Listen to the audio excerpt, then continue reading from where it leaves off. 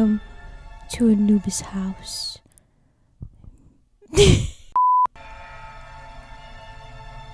Hello, and welcome to Anubis house. Meet my companion, Corbier. My name is Victor Rodenmar, and I am the caretaker here of House of Anubis.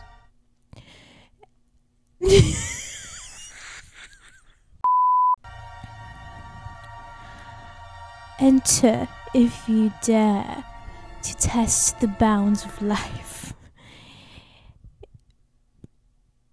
It's 10 o'clock, and you all know what that means. You have 5 minutes precisely, and then I want to hear a pin drop. Just kidding. Just kidding. Please. You guys thought I was gonna be the villain? Hello!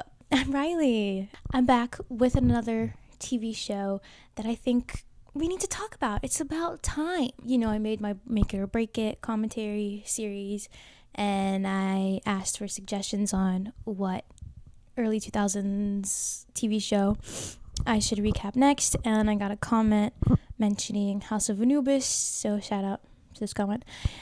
Which I thought was a great idea because I was obsessed with it as a child, as, you know, I think a lot of people were. And the 15th anniversary of the premiere was on January 1st of 2026. So it premiered January 1st of 2011.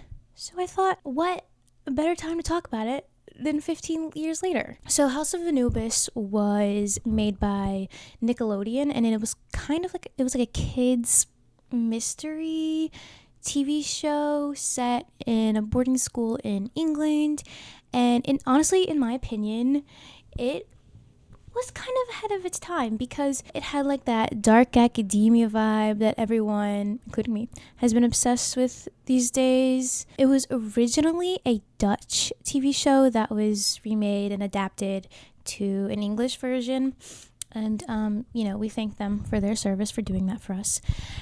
So today I thought, you know, let's take it all the way back to 2011. You know, the sky is blue, the birds are chirping, Barack Obama is our president, Adele's Rolling in the Deep is on every single radio station.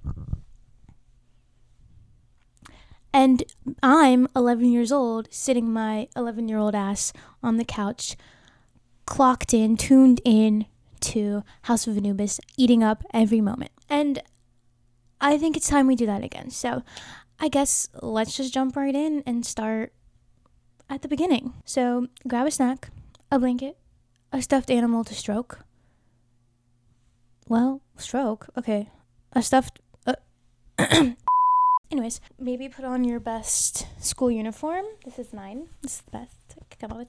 I had a tie, but it just wasn't the vibe, so we're going with this. Oh, and one disclaimer is that, so the episodes of House of Anubis are set up really strange. I don't know if it's from because it was Dutch, and then if they do it differently, and then it just didn't translate well, but basically, like, the first 5 episodes, what they call episodes, are grouped together into this one long 45-minute show, and they're not like delineated. Like, it doesn't tell you when a new episode starts within that 45-minute show. So it's kind of like, I think like every 10-minute episodes is what they are, and the whole season is 60 episodes, so it's 600 minutes in total, which is like 10 hours of content. The first 5 episodes are together, and then from then on, it's like every episode is 2 episodes, so they're each 20 minutes after that. Does that make sense? And then like the finales and stuff are grouped together again in like 5. But for the purpose of this video, I'm not gonna like tell you end of episode 1. Okay, I'm just gonna go through, and I might put the groupings on screen for when like episode 5 ends and we start the 6 and 7, because I don't want to say it, because every episode, it like the episode doesn't come to like a stopping point. It just like directly continues into the next one. So it's kind of just like one long movie kind of thing. So I don't want to like, mess up the flow of the story. So might put it on screen, but I probably won't say it. So just keep that in mind if you are curious which episode is which. I will try to let you know in some way. But yeah, let's get right into it. So season 1 starts out with our heroine, Nina Martin. And she is our classic American girl doll. No. She has just arrived from a train. She is on a train platform, 9 3/4. Just kidding. She's just arrived to England to attend her new boarding school and is being picked up by a taxi driver. And he immediately clocks her Americanness, not from her accent, no, but from her massive American flag that is stuck under her suitcase. Right, because that's normal. Also, our girl Nina, the acting, criminal, okay? Let me tell you. I've never been away from home before. I don't know if this actress was a Nepo baby. No way! Or what, but I really don't know how she got this leading role because she's by far the worst actress in the show. I'm off to my new school. I'm psyched. And I love her to death, okay? I really do. But it's just, her scenes are painful to watch. But I digress. They pull up to the school and it's got like a castle vibe, and Nina goes, wow. Welcome to Hogwarts. Welcome to Hogwarts. And she gets dropped off at her dorm, which we learn is called House of Anubis. Yeah, the name of the show. Imagine that. Also, I don't think they ever mention the name of the school in this season, at least. If they do, right over my head, have no clue. Missed it. We only know the dorm name, and we really only interact with the students that live in that dorm.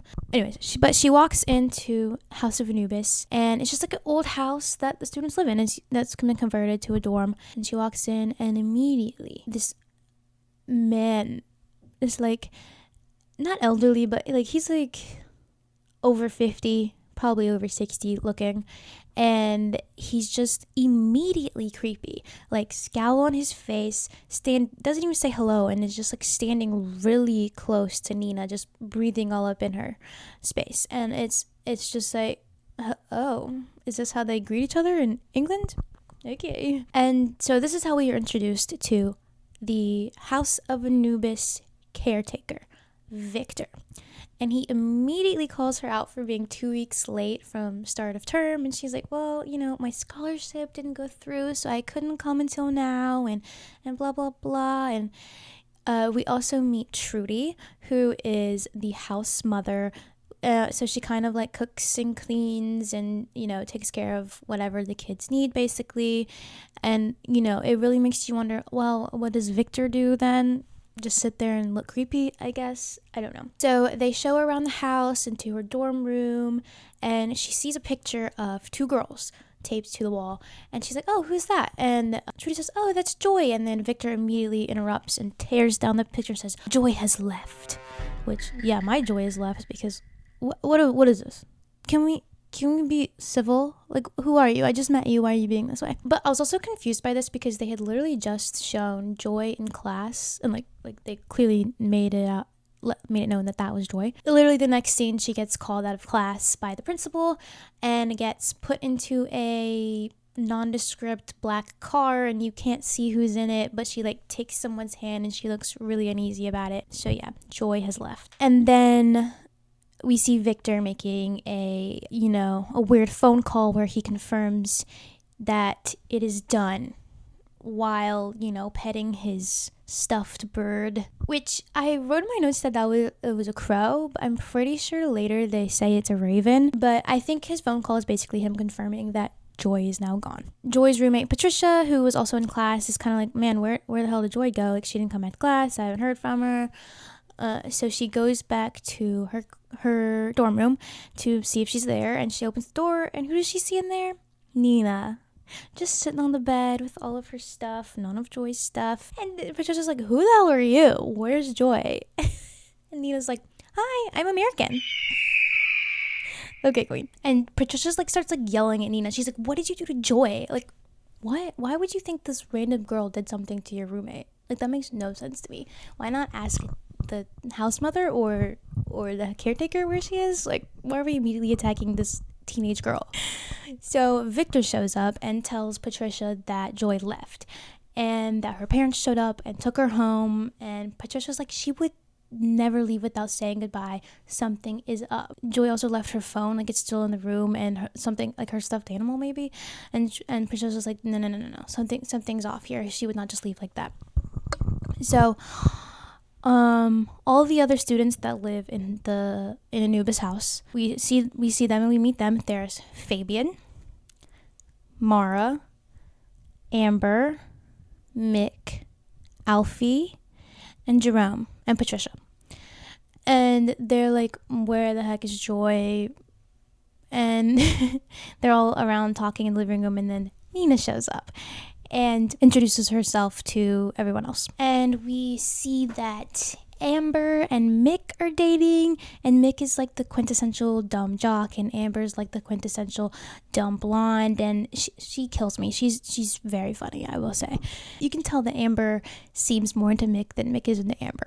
Okay, so that's kind of the romance of the show that we get. Like, the show is very much like follows a specific structure. Like, there's the drama mystery, then there's the romance, the people that are in charge of being the romantic interests, and then there are the jokers and the people who are in charge of being the comedic relief. Like, it's very clear who is who in this show. Amber and Mick, for now, are our romantic plot line. They have dinner together, just like at a table, and they start like throwing spaghetti at each other. I don't know who starts it. I think like Jerome and Alfie probably, but it's like, why are we throwing spaghetti as teenagers? What are we doing? Patricia pours a whole pitcher of water onto Nina's lap because she's mad at her about Joy.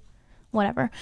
Nina like runs out and she gets a phone call from her gran, and she starts like crying on the phone because she's like so upset about how she's got a bad start to her school year already. And Patricia is still she's asking Victor, where's Joy? Like, she left her phone and all her stuff. And like, that's so weird. And Victor's like, okay, I'll mail it to her. Don't worry. Sure, Victor. But after Patricia leaves, he actually destroys her phone and throws it away. And then he does the most like cliche evil smile. So then we have Mick asking Mara, who is like the quintessential nerd, for help with his bio homework, I believe. And Amber like gets jealous about it. And Amber and Mara are roommates. And Patricia's in the bathroom and she sees a note written in the steam on the mirror that says, "Help me, Joy." And she runs out to tell the others to come look. And while she's out there, Nina goes in to take a shower or like look in the mirror, and so she like wipes off the mirror with a towel so she can use it, and doesn't notice the writing. And when they come back in to look at the note, it's not there anymore. And Joy's like, she erased it. She hid the evidence. Why would she do that if it wasn't her who had something to do with Joy's disappearance? And she starts like freaking out on her again. And then Nina is like outside, and she runs before class, and she runs into an old woman who's just kind of like sitting on a bench. And the old lady claims that House of Anubis used to be her home. She used to live there as a child, and says her name is Sarah, and that she can't go inside the house because he's in there and he's always waiting. Okay. So Nina takes her back to the old folks home, assisted living facility thing that is, I guess, down the street from there that she lives in. And the caretaker there says that her name is not Sarah and that it is actually Emily, and she has like memory problems. So she's kind of just talking nonsense, supposedly. And then we see Patricia again questioning about Joy. She's talking to Mr. Sweet, who is the principal. And he also teaches chemistry, I think. But she's questioning him about Joy, and he's being very dismissive. And he's like, oh, she's fine. Nina is still hanging out with Sarah, and tells her that she's been waiting so long and that now it's Nina's turn to keep the secret. And she gives her a necklace that looks like this and tells her that there's treasure in the House of Anubis, and but there's also evil, so beware. And Sarah calls Nina like when she didn't even know her name, so she's clearly got some information, or she's psychic or something, I don't know. And she also tells her to beware of the black bird, which, can we guess what the black bird is? And later that night, Nina opens the necklace. It's actually a locket, and she finds a picture of a young girl in it. And then she has a nightmare. And the next day about blackbirds. And Patricia and Alfie and Jerome are making fun of her. And Amber is still jealous of Mara and Mick, and she tells Mara to stop hanging out with Mick. So, because they're getting too close, or I don't know. But Jerome gives Amber a bracelet because she's his girlfriend, I guess. I don't know. And then he also gives the same exact bracelet to Mara to thank her for helping him with studying and such, which they should go over well. And then to further mess with Nina, Alfie, Patricia, and Jerome plan to have an initiation ceremony that Nina will have to do as a way to mess with her, and she just goes along with it. And Fabian, he's the only one who's really being nice to her at this point, and he's trying to stop them from messing with her, but she's like, whatever, I'll just do it. Also, I'm gonna insert a picture of Jerome's outfit that he's wearing, because it's classic, like, early 2000s kids show. Perfect. So they plan to have the ceremony at midnight, and it involves going up into the attic, and Nina has to take something from it and bring it back. And in order to get to the attic, she has to steal the key that is in Victor's office. So she goes to steal it while the others are distracting Victor, but it does not work at all because she's a klutz and she knocks over the stuffed crow. She gets out of the situation somehow. I think she just hides and waits. I don't know. But we also see a scene where Amber notices that Mara has the exact same bracelet as her, and she's like, where did you get that? That's crazy, because I had the same one. Who gave that to you? She's like, Mick.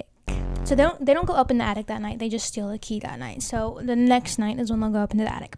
So the next day they have a new history teacher named Mr. Winkler, and he's like hot, and so all the girls are like drooling over him immediately. He's also a drama teacher as well. We then see the principal talking to the French teacher, Mrs. Andrews, and he's talking to her about how badly the situation with Joy was handled, and how she left without saying anything, and how Patricia is suspicious, and she noticed that Joy had disappeared from the class picture. And so clearly they're in on whatever happened to Joy, the teachers, and Patricia's still on their asses about it. So during drama class, they're rehearsing scenes from Romeo and Juliet just as like an exercise, and Amber thinks, oh, I should kiss Alfie, who is her scene partner, and make Jerome jealous to get attention off of Mara. So she does it, and yeah. I think Mick gets jealous. I don't know. I can't even remember. And that night, Nina goes into the attic for her initiation, and she goes, and Patricia locks her in. And all the other students are standing in the hall like, what the hell are you doing? Why are you locking her in there? That's so stupid. And so Patricia says she'll let her out if Nina admits what she did to Joy and tells her information about her. Nina's like, I have no information about Joy. I didn't do anything to her. Let me out. And Fabian's trying to get her out, and Mara is trying to get her out too. And Nina's like banging on the door, like, let me out, freaking out. And Amber is also like being like, dude, let her out. But Victor shows up because they're being loud as and sends the other students to bed, and doesn't hear Nina at that point, but he goes into the attic, and Nina hides because she hears them coming, I guess. And while she's hiding, her locket like touches something on the wall that opens up a secret passage. So she's behind this like false panel in the back of the attic, so Victor can't see her, and so she's just in there. And Fabian and Amber come back out of the rooms to go get the key from Patricia, because she's the one who still has it. And Patricia's like, yeah, I threw that out the window. Right. Also, mind you, all of the students except for Nina have British accents, so if I talk in a British accent a little bit, don't mind me. I have an obsession with British accents.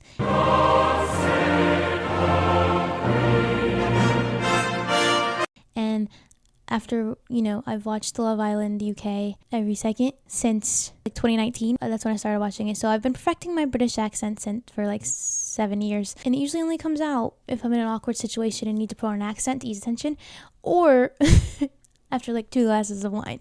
So it will probably come out in this video while I'm talking as one of the students. So if anyone's British watching this, I'm sorry, but not sorry because you guys are the real winners here, because look at our country. Patricia's like, I threw it out the window. It doesn't hit the same when I'm stone cold sober. Victor leaves the attic because he doesn't see anything, and Nina figures out the secret passage mechanism and is able to get back to the main attic area. And she also sees a painting in the compartment whose like, it's like eyes like glow, and she thinks it's a person or something. She like gets really scared and ends up being able to unlock the attic door with a bobby pin to get out, and Fabian's like, oh thank God. Also, Fabian and Nina keep having like little moments of like eye contact and flirting, so they're obviously, you know, trying to plant the seeds of a future relationship between them, and you can tell they fancy each other. But Nina weirdly wants to go back up into the attic again and tells him this because she thinks she saw someone up there. And she's like, what if Joy's still here? Adding more romantic plotline to the mix. Since, you know, Amber kissed Alfie in the drama class, Jerome tells Alfie that he needs to do something romantic for her to show her that he's into her too. So, and Jerome, he's just a shit stirrer. He doesn't care if Amber and Alfie get together, even though Alfie's his bestie.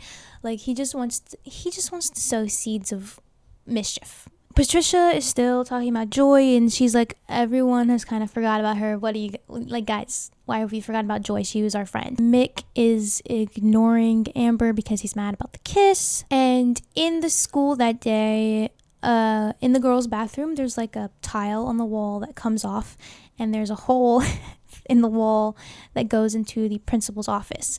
And so Patricia goes in there and takes the tile off the wall and listens into the principal's conversation with, I think, Miss Andrews and maybe Victor, I don't know. And she hears them talking about Joy. And so he's like, oh, they're in on it. Like, something actually happened and the teachers are hiding it. So she plans to go into the principal's office and steal Joy's file, so she can get her home phone number so she can call Joy's parents and see what's going on or get in contact with Joy. Because like every time Patricia calls the cell phone, like it goes straight to voicemail because Victor broke it. Alfie's and Jerome's plan to get Amber is Jerome tells him to leave a note on Amber's bed telling her to meet him for a date that night in the laundry room. It's like made out of candy, the note, like he wrote it. I don't know. Okay, he signed it A, like for Alfie, but after he leaves, Jerome takes the A. Okay, and Amber comes in and sees the note, and she's like, oh, it's from Mick. Like, thank goodness he's not mad at me anymore. So Amber puts on like a fancy dress, does like hair and makeup, like she looks like she's going to prom. Okay, I'm gonna insert her here and then her going to prom later in the season. Tell me that's not the same. Like, girl, you're going on a date to the laundry room. And she runs into Fabian and Nina in the hallway, who are on their way to the attic. And so they go in because they still have the key, or because I think Fabian went and got it outside. And she shows him the secret passage, and they find the painting, and they scream when they open it because they think it's a person, and they're like, oh, that's a painting. And they realize that the girl in the painting is the same as the girl in the locket. And they take the painting down, they look on the back, and there's hieroglyphics written on there. Weird, right? And then we see Alfie show up to the laundry room for his date. And Amber's like, what are you doing here? She's like, no, you have to go. Mick will be here any minute. And Alfie's like, oh, what? But he plays it off and leaves. She eventually like falls asleep in there waiting for Mick, who never shows because obviously he wasn't the one who left the note. And Trudy comes in the next morning and finds her asleep on sitting on the washer. And Amber's like really upset because Mick stood her up. And really, Jerome's whole reasoning for messing with them was to like make money, because he bet Alfie 20 pounds that he could get Mick totally out of Amber's life by the end of the week. So he's, obviously trying to pit them against each other by making Amber think that he stood her up. So Patricia gets Mara's help to distract Mr. Sweet while she breaks into his office to get the file, and she ends up getting it. And she takes the whole file with her, I think. But when Mr. Sweet comes back in his office after Patricia leaves, he sees that his key has been moved, and so he immediately gets suspicious and checks the files because obviously Mara was friends with Joy too, and notices that Joy's file's gone, and so he calls Victor to let him know. And so when the kids get back to Anubis' house, Victor says they're having a surprise search of all their coats and bags, and so he takes them all from them. Yo, this man is like comically evil. It's really great. It's really great. And Patricia's like freaking out about not having the file, and Jerome is still planting seeds to Mick about Alfie and Amber. And Victor finally gives their bags and coats back, but he doesn't say anything about the file, but it is gone from Patricia's bag.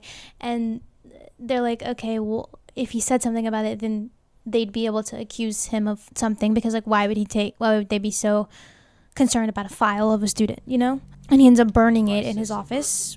So, you know, fire hazard. And Patricia's still fishing for information, like she's not gonna let that stop her. So she asks Trudy about Joy, and Trudy tells her that Nina was supposed to start at the beginning of term.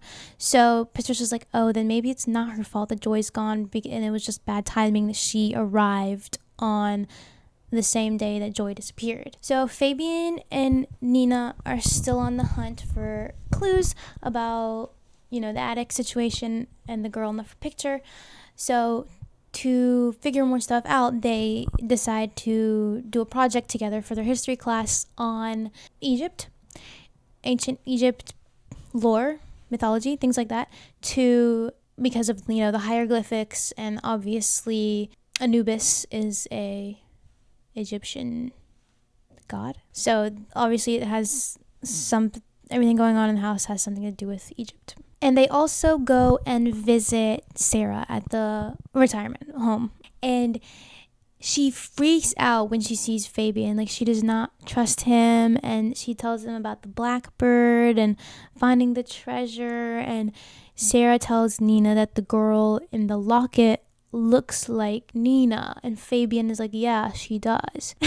Which, I don't know, this plot point was weird. And then Patricia finally is like, okay, the teachers are in on it. They're not helping. I'm going to go to the cops and file a missing persons report or get them to contact her family or something. So she goes and tells them that she thinks her friend Joy is missing. And the guy's like, okay, I'll check it out for you. So after she leaves, who does he call? Ghost. But no, he immediately calls Victor. So the cops are in on it too. Crooked cop. He calls Victor and he's like, one of Joy's friends is here.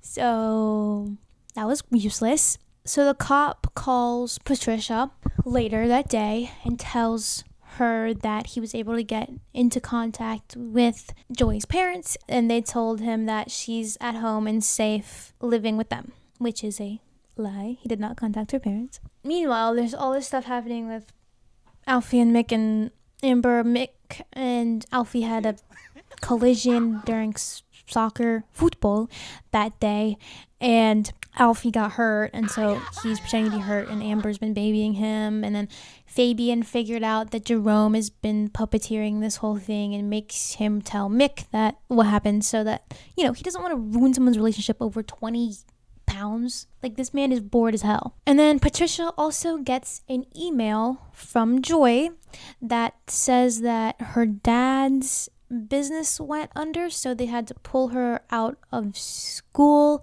And Patricia is immediately suspicious because it's from a different email account than her other one, and that there's no smiley face on the end and no like text abbreviations. Like, it's just like words written out instead of like LOL or something like that, you know. And the others convince her that she's being silly, and she's like, yeah, you're probably right. And she also kind of apologizes to Nina for accusing her of having something to do with the girl's disappearance. And Mick and Amber announce that they are finally back together. Yay. Also, who cares? And that they're going to be throwing a getting back together party. Have you guys ever heard of that? Neither. With that one toxic couple in your high school. Ugh, yes. Fabian and Nina are able to translate the hieroglyphics on the back of the picture using a hieroglyphic dictionary. I don't know. And they think it basically says that there's something hiding under the 8th stair. So that night they sneak out and look under the stairs. They like get the like wooden plank off the top of the stair to look inside of it, and they find a key in it. And while they're looking, Victor comes out, so they hastily put the thing back on, and while he's walking down the stairs, he slips and falls and trips on the loose board while they're hiding. Trudy comes to check on him because he like hurt himself, and he talks to her about the attic key being missing, and Nina overhears it. So to catch whoever's been going in the attic, because he's immediately suspicious about the stair being moved, he puts a black feather on top of the attic door so that if he sees the feather on the ground, he'll know that someone went into the attic. But also, it's a feather, and the slightest breeze could knock it down. Victor, let's use maybe something a little bit heavier. I don't know. But Fabian is getting a little scared, and he wants to cool it on the clue hunting because they almost got caught by Victor, and he's like on to them now. But Nina says that they need to go to the attic to see what the key opens, since they won't be able to have the attic key long because Victor knows it's missing now. Oh, also one note here.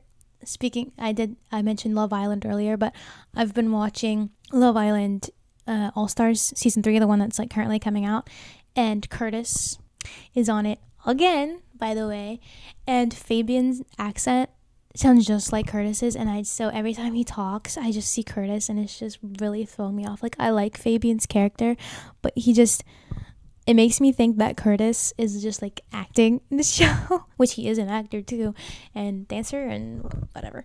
So yeah, I can't take Curtis seriously anymore because I think he's just acting. Although I could never take Curtis seriously. Everything he says sounds fake to me. Anyways, if anyone wants to talk Love Island All Stars, let me know. So yeah, every time Fabian talks, I'm like, that just sounds like Curtis. So I have to get past that. But anyways, Mara, she was helping Mick study and all that, and she clearly liked him, and Patricia kind of asked her about it, and she admits that she does fancy him and like him, and Amber overhears this. And Amber's like, bitch. Patricia looks under Nina's bed because she notices that Nina put something under there, or hid something under there, and finds like a box that has her diary in it and 2 keys, and she like reads the diary pages, and it says like something like, Patricia is the meanest person I've ever met. And Patricia gets so offended as if she hasn't been intensely bullying her for days. Like, girl, let's look in the mirror real quick. They are having the party that night, the getting back together party, of course. And Nina and Fabian decide that's a good time to go to the attic while, everyone's distracted. They find a box that the key is able to unlock. And in it, there's a bunch of old artifacts, and they take it with her, and Nina hides it in her room. And also during the party, Mara, and Mick, Mara's like trying to flirt with Mick. She like feeds him a chip, and Amber walks in and sees it, and she tells Mara to keep her paws off her boyfriend. And she's like pissed, and so she asks Patricia to switch rooms with her because she's like, you don't like room with Nina anyways, can we please switch? And she agrees. So Victor comes home during the party, and everyone's like, oh, but he kind of like doesn't care and goes upstairs.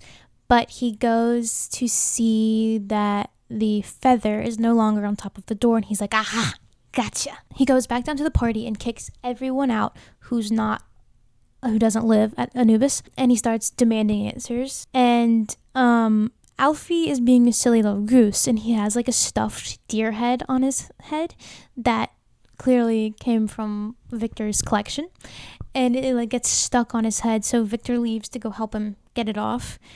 And while he's gone, Nina sneaks upstairs and leaves the attic key on the floor of Victor's office. So he thinks he just like dropped it or something, and he can't blame one of the students for taking it. But he is not buying it, and he comes down and demands to know who did it. And they all, they do the classic like, I did it, and then, oh no, I did it, and they all kind of take the blame for it, so he can't like just punish one person, because they were all kind of responsible for it because they planned the whole initiation thing for Nina. So but he grounds them all for the weekend And that's their punishment because he can't. And Fabian comes up with the idea to Nina that they take all of the artifacts that they found in the box to his uncle because he is an antiques dealer. So they take them after some hem and haw from Nina, and his uncle tells them that the cylinders are phonographic cylinders, which is basically the same as like a cassette tape, and that you have to put them in a apparatus known as a phonograph, and it'll play whatever's recorded on there. And Nina's like, oh my god, there was a phonograph in the attic. Of course, we can use that. During school the next day, Patricia has to go back to the house to get a book she left there. And when she walks in, she sees the cop that she reported Joy's disappearance to talking to Victor, like having tea, and she hears them talking about Joy, and Victor says that Joy's buried and they can put it behind them now. And they also mentioned something about the betrayer and how they need to organize a gathering for something. And so Patricia is like, oh my god. So she calls her mom and tells them that she wants to be taken out of school because the teachers killed Joy. Which, okay, I'm laughing, but like, I mean, what else would you think if you heard someone say that they buried your friend, right? So they are having a French test in class that day, and Mara has 2 copies of it on her desk. How did she get them? I don't know. And she fills out one for her, and then she fills out the second one and puts Mick's name on it. So because she doesn't want Mick to fail the test, because I guess Amber told her not to help him study anymore. But girl, this is just, are we really that desperate? Can we stand up, please? Can we not help men, stupid men? Like, Patricia's mom gets back to her and tells her that Joy's parents called her and told her that they're taking Joy to an international school and they don't want Patricia to contact her. So she's getting lots of misinformation from everybody. Like, she's getting a different story from everyone. Not saying she can't trust her mom. I think that Joy's parents are just in on it. And when I say I think, I mean I know. Oh, spoiler alert. Jerome, the shit stirrer, of course, he noticed what Mara was doing during the test, and he's like, oh, I can use this as blackmail. Perfect. And Jerome also offers to help Patricia get in contact with Joy if she is dead. Well, like with the Ouija board? What are we talking about? So he creates this scheme, okay? And has Patricia come to his and Alfie's room, and he has Alfie pretending to be like a psychic medium kind of thing, and has like this like orb. And he's like, you know what I mean. He's like pretending to talk to Joy, dead Joy's ghost. So Fabian is in the hall of the house and notices that the handrail of the stairs, the design is in the shape of the Eye of Horus, which is the same shape as the necklace that Nina got from Sarah. So clearly, the even more evidence of the Frobisher Smythes, who were the creator of the house, of their obsession with Egyptian culture. And they plan to listen to the cylinders that night. So they break into the attic again, and Nina picks it with the lock with her bobby pin again. And they listen to the recordings of the cylinders on the phonograph, and it makes like a weird screaming noise. And at the exact moment the screaming noise happens, there down the hall or downstairs in Alfie and Jerome's room where they are having the seance, they hear the scream down there as well. So they immediately get freaked out, but then Jerome and Alfie start laughing because Patricia gets really scared and she leaves. But Victor also hears the scream, so he goes to investigate in the attic, and Nina and Fabian are hiding in there, so he doesn't find them. I guess they're behind the panel in the wall. I don't know. When they leave the attic, Nina goes to her room, and Amber catches her come in and thinks that her and Fabian are like secretly dating because they were just like off together late at night alone. The next day at class, Patricia's like looking out the window and she notices there's like a man hanging out in the trees and bushes and is like, what? And when she points it out, people come to check and look at it, but he's gone. So it's just more proof that she's kind of going crazy because, you know, the whole Joy thing, everyone thinks she's crazy. And she talks to the new history teacher, Mr. Winkler, about everything, and he believes her and says he'll help her. And Amber is still interested in what Nina had secrets she's got going on, and she's like looking at the little Egyptian puzzle thing that she has. Amber like catches Nina looking at it, so Nina's kind of forced to tell Amber what's going on, what like her and Fabian were doing, because she still thinks that they were like dating. And so later that night, when Fabian and Nina go back into the attic, Amber follows them, and they're listening to the phonograph again, and they hear a girl's voice talking this time about how she doesn't want to be alone with him and how she's scared of what will happen to her. And Amber is like getting all scared and gets up and knocks something over, which makes a loud noise that Victor, of course, hears. He catches Amber sneaking around in the hallway while Fabian and Nina are still in the attic, and she like makes it seem like she was just going down to the kitchen to get a snack, and she actually plays it off really well so Victor doesn't go to check in the attic. And Patricia is having some like nightmares about Joy, and she wakes up to like a man in her doorway and gets really scared, but he like disappears, and it's the same man looks like the same man who was outside. So she screams and woke everyone up, so they're all in her room comforting her, and the same cop from before comes and Victor's talking to him, and he's worried about who the man might have been. Amber gives Nina a digital voice recorder that she can record the phonograph things with, so that she doesn't have to keep going up into the attic to listen to them every time. She can record them all and then listen to them on the device with like headphones. And guess what? Mick does indeed get an A on his French exam. He's kind of confused because he's like, I thought I failed this, but I'll take it. And then Mr. Winkler and Patricia talk about Joy again, and he seems kind of iffy at first about if he believes her, but he eventually comes around, and it seems like they're like, I don't know if they mean to do this, but there's like some tension between them. Like, I feel like I for a second was like, are they gonna do a student-teacher relationship right now? I was like, what is this, Pretty Little Liars? So Amber eventually figures out that Mara took the test for Mick and calls her a creep. And they start like physically fighting because she accuses Mara of trying to steal her boyfriend, which she was. And Mick comes in and figures out what's going on, and he gets mad at Mara because he's like, you think I'm stupid and needed your help this badly? He's like, I could get kicked out of school for this, Mara, you idiot. So Mr.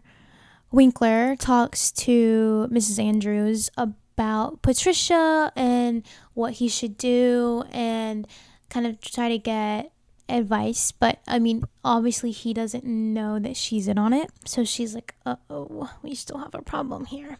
And while he's talking to her, Mick comes in and tries to tell her the truth about what happened with his test, but Mara comes in too and takes the blame for it, as she should, because it was her fault, and is like, Mick had no clue, so he's to retake the test, whatever. So Patricia is like walking outside, and the man creepily shows up, and she runs away screaming.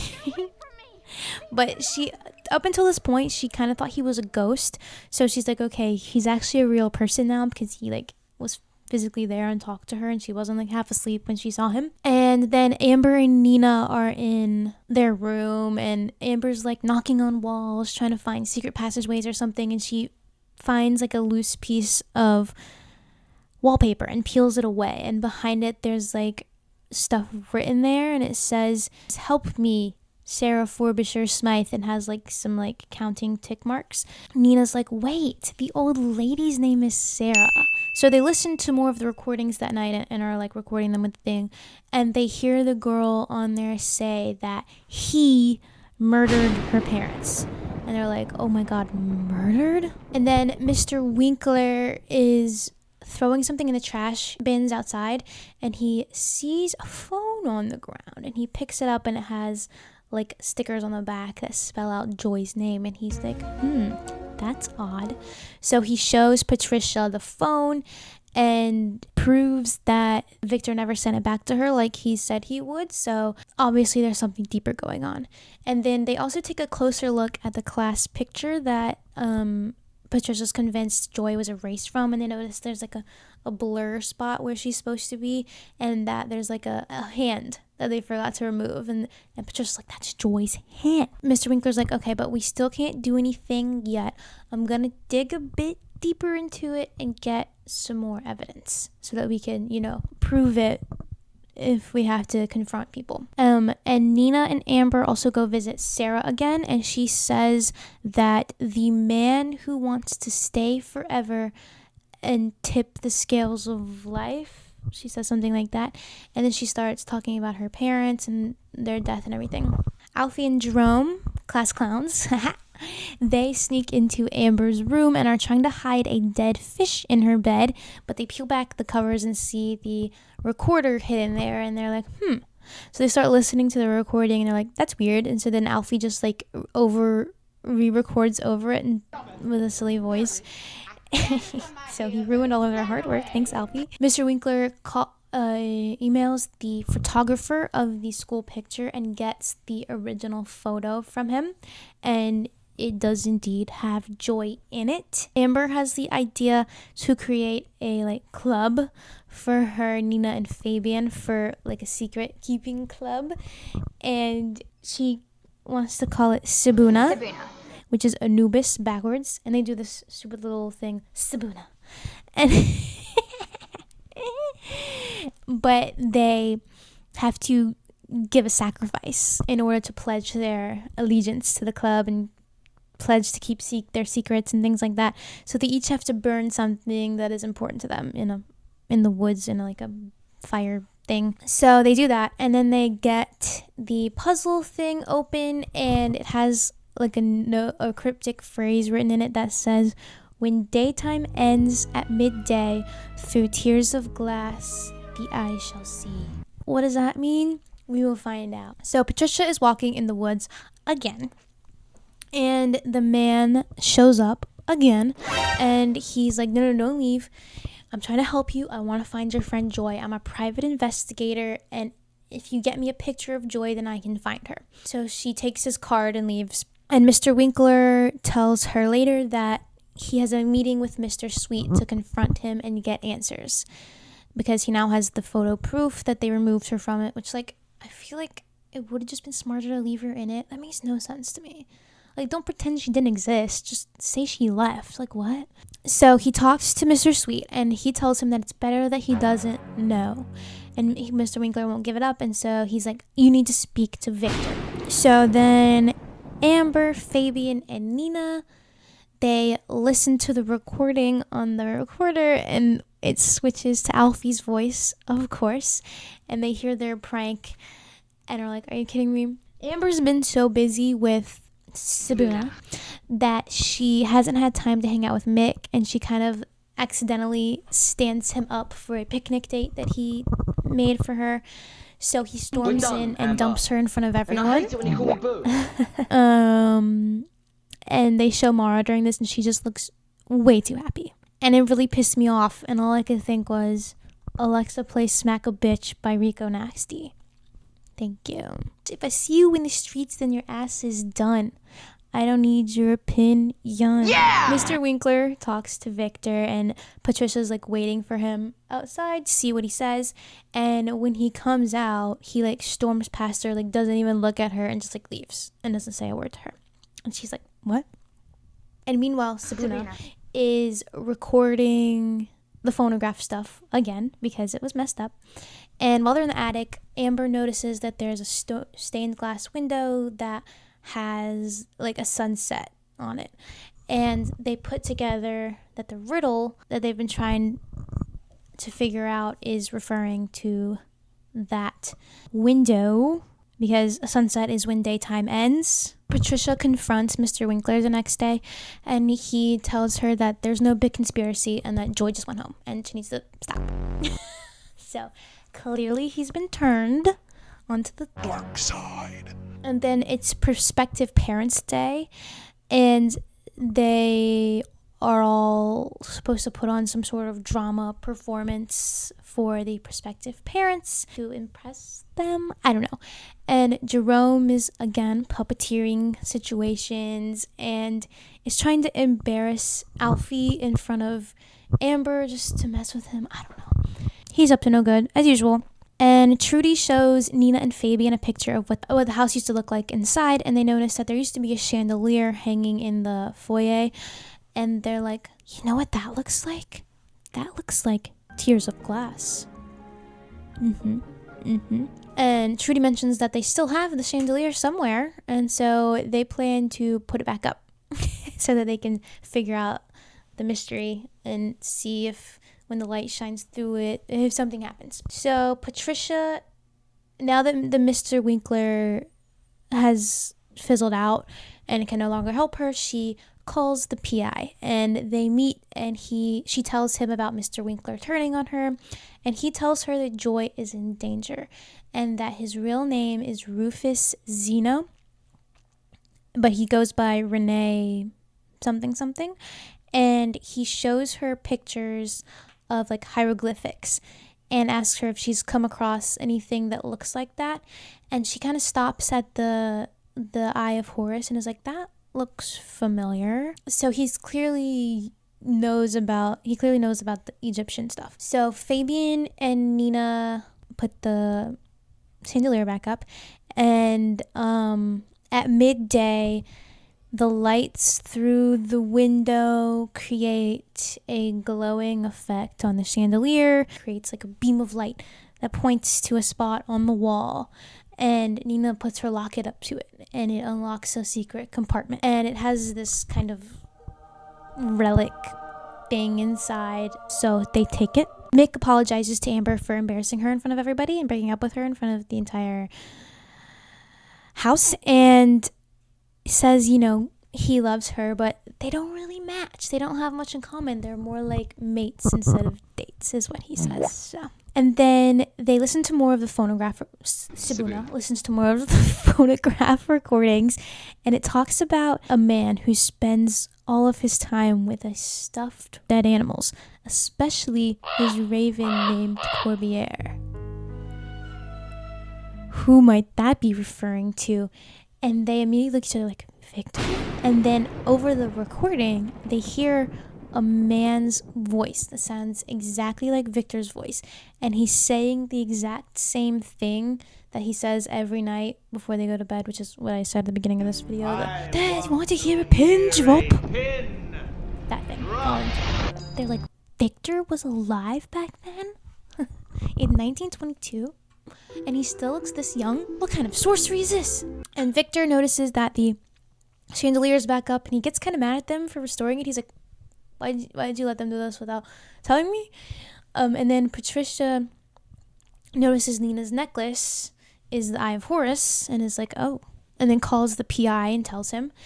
And he's like, you need to get that necklace and bring it to me so I can look at it. So she goes into Nina and Amber's room and to steals the locket, but Amber catches her in the act and is like, what are you doing? But she stops her from taking it. Victor notices the chandelier, the weird light thing during the day that it's doing, and he sees the beam of light, and so he like knocks on the wall and he hears that it's hollow, but he can't open it because he doesn't have the locket, obviously. By the way, when I'm saying Sibuna, I'm referring to the members that are in it as of right now, which are Fabian, Nina, and Amber. Sibuna gets the relic they found in the compartment open, and they get another cryptic note that says, Ket is the place to find, and there in the flames you must look behind.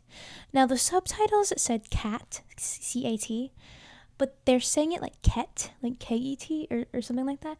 So and they don't actually show the note, so I don't know what it actually says. I think it's K-E-T though. Do some research and figure out that Ket means place of fireplace basically. So they kind of start looking around at the fireplaces in the house, see what's going on, or if there's any kind of hidden something in there. And Nina asks Patricia why she tried to steal her locket, and Patricia gets pissed off because she's like, I can't believe Amber told you. Like, bitch, what do you mean you broke into her room and tried to steal something? Why wouldn't she tell her? But she gets interrupted by Victor before she can get it out of her. And, Alfie's still trying to put the moves on Amber now that her and Mick are broken up, and he creates a rap for her. It is just awful, okay? It made me want to turn the whole show off.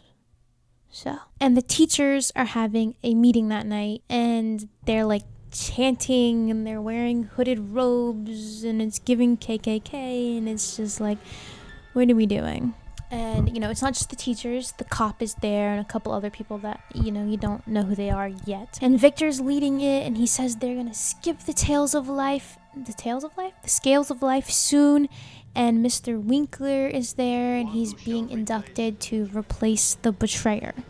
So clearly they used to have someone in their group who betrayed them, and they kicked him out. So now they're replacing him with Mr. Winkler. And Patricia meets with the PI again, and he tells her that if you can't steal the necklace from Nina, then to just bring Nina so that he can look at it. And she's like, does that mean that Nina had something to do with Joy's disappearance? And he said, it might. So he's putting these thoughts in her head again, that Nina might have something to do with Joy's disappearance. And Patricia, she has her phone out during class, and Mrs. Andrews takes it because she's not supposed to have her phone out, and she like snoops through it, which like, bitch, what are you doing? And sees that she has a text from Renee Zeldman, which is Rufus Zeno's alias, and it says to meet at their normal time. And so she takes the phone to Victor to show him, and he's like, RZ, Rufus Zena is back. So he puts two and two together that it's not actually Renee Zeldman. So Sabuna decides to visit Sarah, and they ask her about where the fireplaces are in the house, because they think that maybe some have been like bricked over because, they have central heating now. They don't need a million fireplaces. So they go in into the retirement home, and they see that Sarah has a visitor already, and it's a man, and they don't know this. We do. It is Rufus. Rufus clearly knows Sarah, so he knows something about the house and, all the things. And then later that day, they're in the kitchen helping Trudy, and Nina notices that there's like an oven and then like a second oven in the kitchen, and she asks Trudy about it, and Trudy's like, yeah, we could literally never get that door open, and it like, we tried everything and could not open the door. And Nina's like, that kind of feels like a fireplace, no? So she puts her necklace up to the door, and it opens, and it's just like a secret passage that leads to stairs. So they go down there that night to check it out, and it leads into the cellar, and they see a bunch of like beakers and taxidermy stuff and robes, and they notice there's like flames etched into the walls that has a ring, like a large ring, looks like a collar almost, like, but made of like metal. They take it off, and etched inside the inner part of it has like a code written on it, and they hear someone coming downstairs, so they quickly go back up into the passageway, and of course they get away, but we see that it's Victor coming down, and they see Victor drinking some weird liquid that is on the table, and he cheers to life. And after Victor leaves, they come back and inspect the vial. They hear a scream, so they run out because it scares them, and they're like, what the hell was that? And then the next day, a cat walks into Amber and Nina's room, and they're like, where the hell did this cat come from? And Amber's like, I bet it's Victor's. Okay, maybe. And then they're all in the dining living area later, and they see Victor like crawling on his hands and knees looking for something, and they're like, you lost something, Victor? Then Patricia talks to Nina about her locket, and she's being nice now because she needs something from Nina now, and she lies about how she has a friend who thinks it's worth millions of dollars, but he needs to see it in person to be sure, so she should go meet with him. And Nina she kind of gives her like a non-answer, but she later decides that she will meet with him but she's gonna leave the locket behind and have Fabian keep hold of it so that, just in case the man tries to like steal it or something. And Amber is staying home all day that day to hang out with the cat, so she's like faking sick. While she's napping that day, someone opens the door of her room and the cat escapes. Sorry, Amber. Meanwhile, Nina and Patricia go to meet Rufus, and they see Victor dragging Rufus's unconscious body and putting him in the back of a van and drive away. So they're like, what the f***? Did Victor just kill someone in front of us?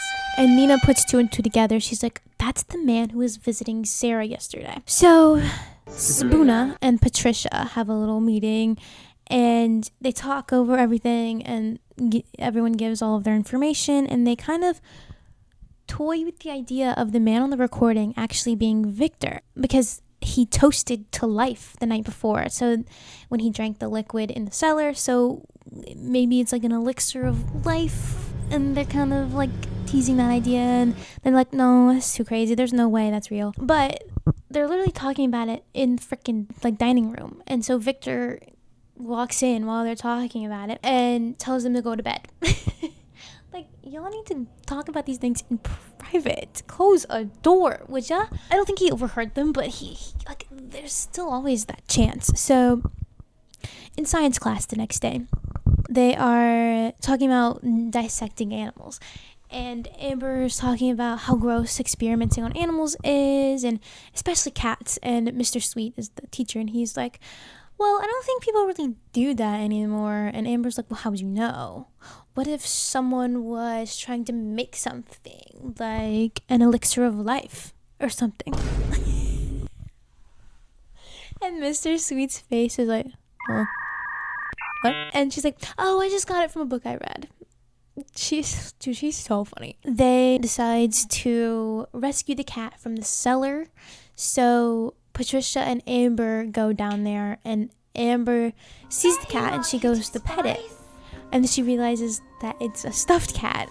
And she screams and runs out and is like, Victor killed the cat, Victor killed the cat, and stuffed it. And Trudy comes into the kitchen. They ask for her help because they don't think that the society has gotten to her yet. They still trust her. They tell her their concerns about Victor and his experiments. And Fabian is still trying to figure out what the numbers on the ring mean, and Jerome comes in and tries to solve it, and he's like, oh, 1, 2, and 9 are the numbers that show up the most. Maybe that means something, because he has them just like written out on the thing. And Trudy meets with Sabuna plus Patricia, and she calls Victor in to talk with them, and they ask him about the cat and how they think he killed it, and he tries to deny it, but they point out that he has like scratches on his arm, and he says that there was a stray cat that he found, and he was keeping it in the cellar because he was gonna call like animal control to come pick it up or something like that, but that it got out and he has no clue where it is now. Likely story, Victor. And Trudy suggests that they go down to the cellar to put an end to the matter. So Victor pulls a manipulation 101 move, and he's like, I am shocked that you don't trust me, and fine, let's go if it's that big of a deal. And so he takes them to the cellar, and when they get down there, of course, there's nothing there. And so he looks all smug, and Trudy thinks the kids set her up, and Victor is like, yeah, well, seeing as you don't trust me and you listen to their stories, you're fired. Huh? You're firing Trudy? The pure soul on this earth? You will pay for your crimes, Victor. So Trudy packs up her stuff and leaves, and the students apologize for getting her in trouble, and she's like, well, it's my fault for believing you. No, we believe women. But also, can I just point out, this seems like a safety issue. Like, we're gonna leave teenage girls in solely the care of a middle-aged plus man. I don't think that parents are gonna like this. But Trudy's gone, and she did all the cooking. Yes, I do the cooking. Yes, I do the cleaning. So now Victor's just feeding them slop, basically, and they're all pissed about it. And he's also installing security cameras all throughout Anubis' house. And they're like, great, now we can't sneak around and look for clues. And Mick tells Mara, there's this whole storyline. I'll sum it up for you. His dad wants him to be a doctor, but he doesn't think he's smart enough to be a doctor because he is awful at science and is failing like every class. So Mara's like, well, why don't you do what you want to do and what you're good at, which is sports. So he takes her advice and he tells her that he's going to apply for a sports summer school in California. And all he has to do is like pass a test about sports. And she's like, oh, I'll help you, prepare for it. And they argue about who knows more about sports. And Jerome overhears and comes over and he's like, there's no way Mara knows more because she's a girl. Excuse me. Say that again for me, Jerome. And to think I liked you. And to think I liked you, but you're losing me a little bit. What do you mean she doesn't know about sports because she's a girl? I'll tell you what, I know a hell of a lot more than boyfriend about soccer, please. I got second place in my fantasy football league. And you tell me girls don't know things about sports? Right. But he's like, because she's a girl and a geek. And he's like, no offense. And Mara's like, none taken. Huh? What do you mean none taken? Mara, honey. One thing about, Mara's like the girly nerd girl. Usually this tropey character they're usually quite feminist, right? But Mara is like pick me nerd. Like she's insecure about being a nerd and thinks no one likes her, so she wants to be pick me. And usually I feel like this character is not that. They're like, yeah, I don't want you either because you're a misogynistic pig, right? Right. Anyways, so they plan to do a sports quiz and have Mara and Mick compete to see who knows more. So they put on like a DIY game show and Jerome is hosting and Alfie is his assistant and he's dressed as a girl and he has a wig and makeup and a pink dress and oh, Alfie, I love you. Mara wipes the floor with Mick. She gets every question right, buzzes in before he can even think about the answer. And he is getting pissed and accuses her of cheating and Jerome gave you the answers and because he wanted to make me look stupid and so he storms out of the room. And Patricia is like, dude, comes to him later and then tells him, he's like, Mara's dad is literally used to be an Olympic runner and her mother was a famous hockey player, which... They have hockey in the UK.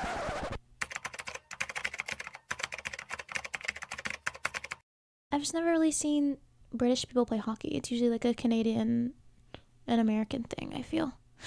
I don't know. A British hockey player, though? Hey. Anyways.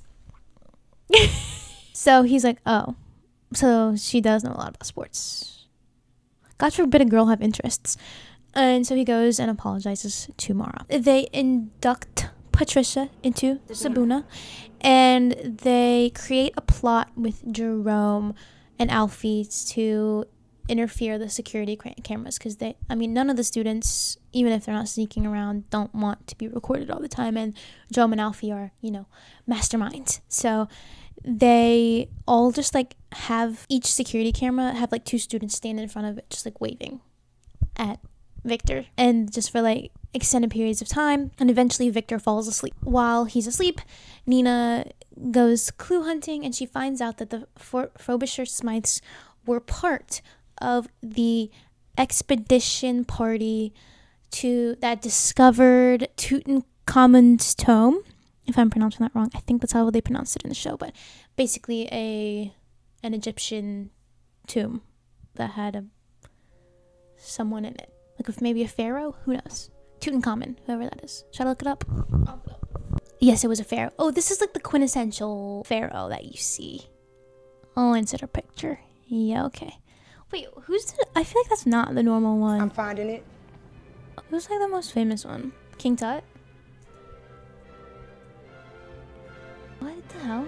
Oh!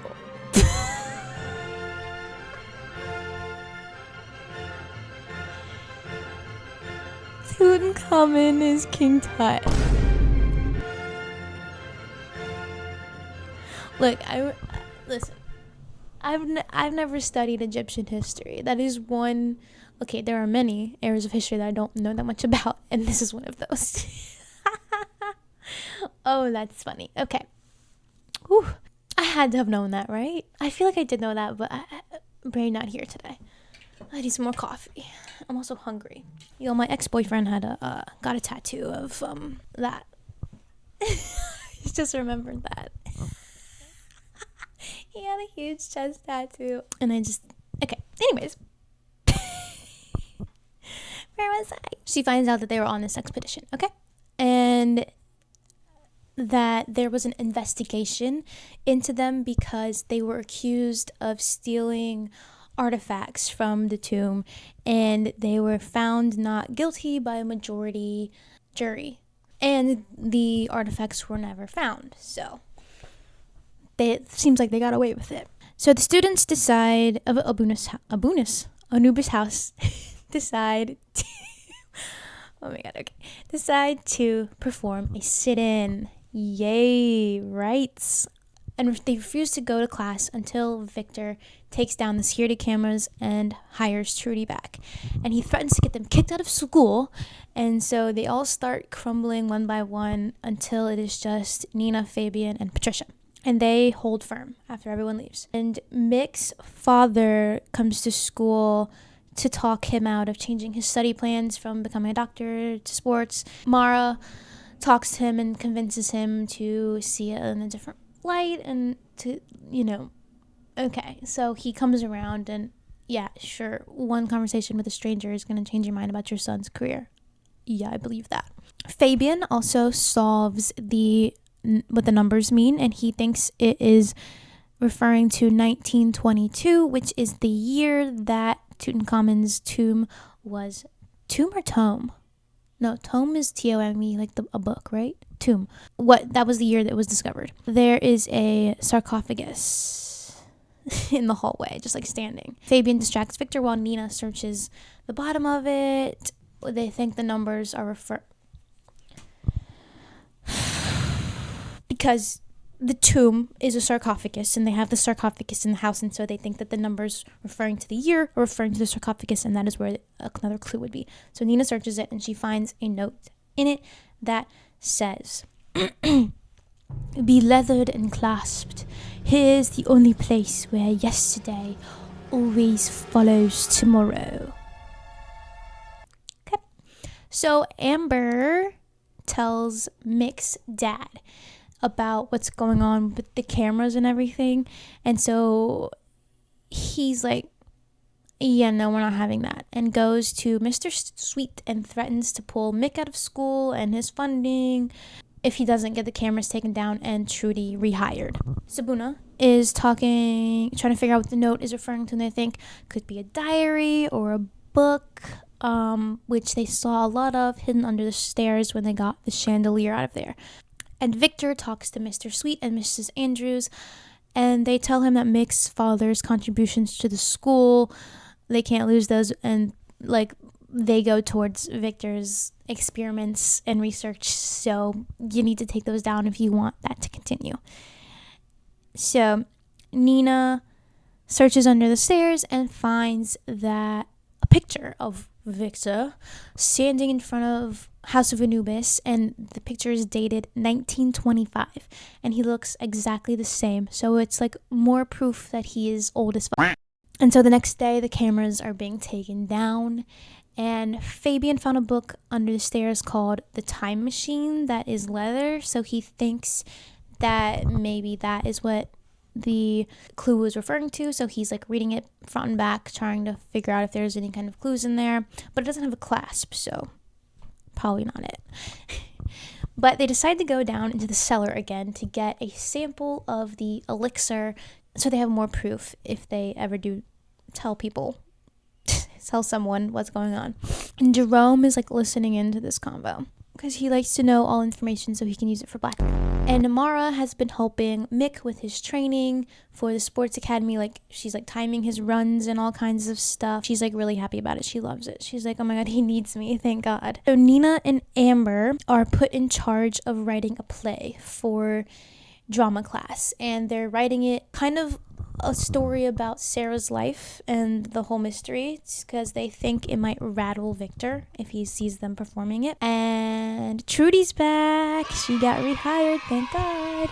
And Victor gives Trudy a warning. He's like, you better keep your head down and do your work unless you want to be fired again and not believing these little rodents' stories. Mick and Mara are training, and he like gets a PBR, not the beer, a personal best record.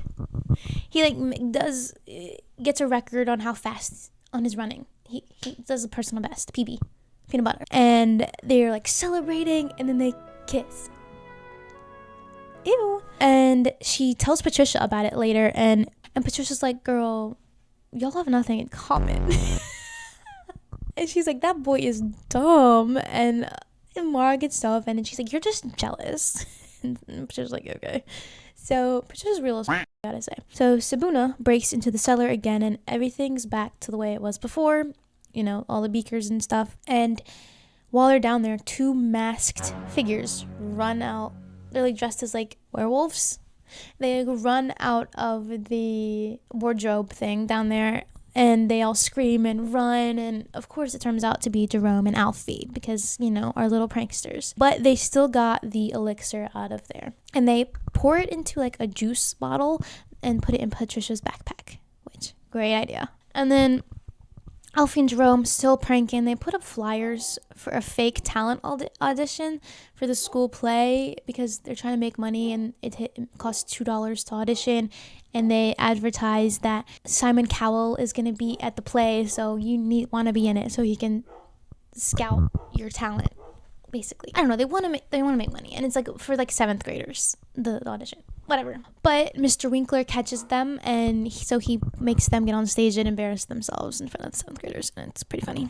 And then Mick apologizes to Mara for kissing her because he feels like he took advantage of her generosity of helping him, and tells her that it probably wasn't a good idea, and she gets all sad because she thought it was a great idea. And then she also overhears him talking to Jerome and Alfie and telling them that he does not think that him and Mara would work together. And Nina goes to visit Sarah again, and she tells her about Rufus and about how they used to play together as children. And Nina's like doing math in her head, like, hold on, this man is like 40. How did you guys play as children? And then Nina pulls out a picture of Victor to ask Sarah about it, and she freaks out and says, it was him. He's the one who killed him and wants to tip the scales of life. Uh-oh. And then Mara is so upset about this kiss that she is hiding in bed. She's like, I'm so boring. Yeah, you are. I'm bored. So Mara talks to Patricia about it, and so she decides, I'm gonna not stop being boring. So she shows up to class with like lots of makeup and different hair, with this devil may care attitude, like, I didn't do the homework. Don't have it, or whatever. Like, she's like smacking her gum, like, what homework? And everyone shook because Mara would never not do homework. Mara is also being really mean to Mick and stood him up for their training session, and she confronts him about what she overheard, and he tells her that he likes the old Mara a lot, but she's like, but not enough to go out with. Uh-oh, trouble in paradise. Alfie and Jerome, they want to get back at the 7th graders for embarrassing them after they pranked them by dressing up. They dress up as zombies. They use the same zombie. Oh, it wasn't werewolves. It was zombies. I'm stupid. Okay, sorry. The same zombie costumes they scared the other students with. They want to dress up and scare the 7th graders. But Alfie's like, damn, I left my mask in the cellar. So we got to go back and get it. So he goes down. They enter through there's like an outside window door situation. I don't know. And they go in through there. Or Alfie goes in through there. And Jerome's like standing outside. And Victor comes out and notices him. And so Jerome has to pretend like he was just doing something else. And so he leaves Alfie down there because he's got to, not get in trouble. But Alfie's locked in down there, like he can't get out. He stays down there waiting, and he hears someone coming downstairs. So he hides in like a cupboard kind of thing, I don't know. And he hears Victor and the other teachers and members of the society like chanting and doing weird things, and Jerome goes to get Fabian to help get him out of the cellar, and he gets Nina, and so they all go, she's got the key, so they all go and find him hiding and terrified in the cabinet. And like the next day, Alfie's like sweating and not speaking and won't get out of the bed, and so they all like go and try to calm him down, and he starts like hyperventilating, and they're like, oh my god, get him some water, so they grab a bottle of something and give it to him. And of course, it's the juice bottle that was in Patricia's backpack that had the elixir in it. Of course it was. Because what else would it be? And he like passes out, and Nina runs off to get Trudy, and they take him to the hospital, and the EMTs show up, and Nina gives them the bottle of whatever he drank so they can test it and see what it was. And Victor says no one is to leave the house until he finds out exactly what happened. So he interviews everyone one by one to try to get to the bottom of it, but they give him nothing. They stick to their story. And Nina tells the others that she had another portion of the elixir hidden in a different bottle as a backup plan, and so Patricia hides it in the back of a toilet, and Jerome ambushes her in the bathroom. Mind you, it's the girls' bathroom, to try and find out what happened with Alfie, because she thinks like they did something to him. And Nina's feeling really guilty about it, and she's like, I can't do this anymore, and I'm out.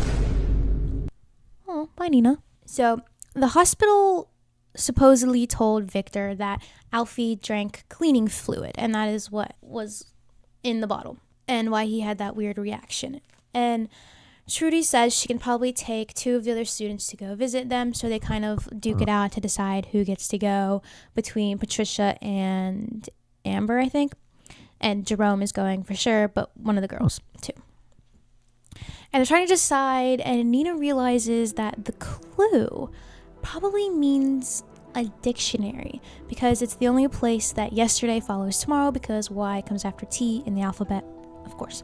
Even though, she claimed she was out of the club, but after this, they convinced her to join back in. So Patricia and Jerome go visit Alfie in the hospital. Patricia won, and he tells them that he does not remember anything that happened in the cellar. And Patricia asks his nurse about the diagnosis, and she says that he had some kind of allergic reaction to something. Patricia asked if it was cleaning fluid, and the nurse is like, no, the sample is still with toxicology, like a result hasn't come back yet. So clearly Victor was lying about it being cleaning fluid. I don't know why he would say that. It doesn't really make any sense, because he doesn't know that it was supposedly the elixir. I don't know. That was just strange. Meanwhile, Mick is still trying to get ready for his sports test thing, and since Mara abandoned him, he asks the gym teacher, Mrs. Robinson, if she'll help him. Mara gets all jealous over this, and he kind of laughs at it, and she storms off. But while they are training, they're they're low-key flirting, they are, they're pushing each other, and Mick is very clearly flirting with her, and Mara sees this and sees them laughing together, and so standing really close, so she whips out her phone, of course, and takes pictures of them. Okay, keep that in mind. Nick and Fabian are okay, we've looked at every English dictionary, what if it's an Arabic dictionary? Duh, because that's what they speak in Egypt. And so they find one under the stairs and unlock it with Nina's locket, and it only works when she does it. Amber tried to do it first, but it didn't work for her. It only worked for Nina. When they open it, there's how when people hide things in books, there's a chunk cut out in the middle of the pages, and they put stuff in there. Well, this one has nothing in it, so they're kind of oh, well, that's a dead end. Patricia is still at the hospital, and while she's walking down the hall, she sees Rufus in a wheelchair being wheeled by a nurse down the hall, and he's got his head down this, non-responsive, and she tries to talk to him, but he's very out of it and not replying, so she wheels him into a different room to hide. Then we see Alfie's nurse call Victor.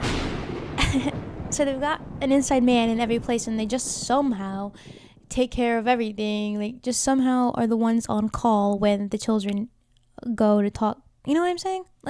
Okay, sure. She calls Victor, and she was in the cellar in the meeting they had, but you didn't know who she was then. But she calls to tell him that Rufus is gone, not in the hospital anymore, because Patricia stole him. Go girl. Patricia has him hidden in like a storage building on campus or something. I don't know. And so she calls Nina and the rest of Sabuna, and they show up, and finally they get him talking, get some food and water in him, and he tells them that they need to give the locket back to Sarah because it's cursed. Okay. And he tries to take it from them to give it back to her, but they don't let him, and he keeps going on and on about how it's evil and stuff to try to scare them back into giving it to him, which they do not. And Mara ends up writing an email to Mr. Sweet, the principal, that has the pictures attached, and it's from like an anonymous person to like report that they are having a relationship because she's a jealous freak, even though what? But Alfie comes home from the hospital, and they all greet him warmly. And then Patricia the next morning goes to bring Rufus breakfast and stuff, but he is gone. So she's like, oh. And Amber tries to get Alfie to remember what happened in the cellar, and he ends up like bumping his head and like getting a memory and remembering kind of bits and pieces of the ceremony. And he tells her that he remembers a very scary face. And then they're inspecting the dictionary again to see if they missed anything, and Fabian has like a flashlight over it, and then all of a sudden like words start appearing that were written in invisible ink that the heat of the flashlight made show up, and it says, "Under the eyes of Horus, a globe and hollow lie, 2 right for eternity and just 1 left to die." That night, they go exploring to try and figure out what this note means. And they think it might be in the hallway since it says eyes of Horus instead of just eye. So in the hallway on the stairs, as we mentioned before, there's a lot of eyes of Horus in the design. They look for something globe-shaped around, which they find in the ends of this, like the stair posts that have like a big circular part on top. And they turn it 2 times to the right because that one says eternity, and turning it left means you die. So they think it might like lock up if you turn it left, and it ends up coming off. And there's like another relic thing in there, but Victor shows up right after they pull it out, and he takes it from them. And as they're walking away, he realizes what it is, and he says, "It's not possible," and yells, "No!" He's so drama, you guys. Like, he's the most dramatic man I've ever met. Sassy man apocalypse. Dramatic man apocalypse is upon us. So Fabian tells Sabuna the next day that he snuck back down after Victor left, and tells them he saw Victor put the piece in his safe, so they plan to break in and steal it back. And Victor meets with Mrs. Andrews and Mr. Sweet and tells them that he found another relic. And they're like, "You said there was only one. What are you talking about? Another relic?" Thought they were in possession of the Ankh, the one true relic, but there are more apparently. So they need to find them. Nina comes up with a plan that to go to Anubis' house the next night while everyone is at their play, the play that she's been writing, because then they will have an alibi. So when Victor realizes it's gone, they can be like, "Oh, we were all at the play. What are you talking about?" So she can get the relic back. And Fabian remembers the code from when he saw Victor type it in one time, so they feel good about that. And Mara sees Mick talking to Miss Robinson again and freaks out and gets mad, so she impulsively sends the email to Mr. Sweet. And then Fabian's uncle, the antique dealer, shows up again, and he brings a book to Nina and Fabian that he thinks they would like because they were interested in the Egyptian stuff when they visited him, and it's called Unlocking the Eye, and it's all about the Eye of Horus.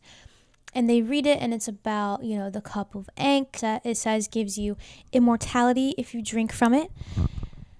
So they're like, wow, that must be what Victor and the others are trying to get, is the cup of Ankh. And Mr. Sweet and Mrs. Andrews bring Miss Robinson into their office after they see the email and give her notice.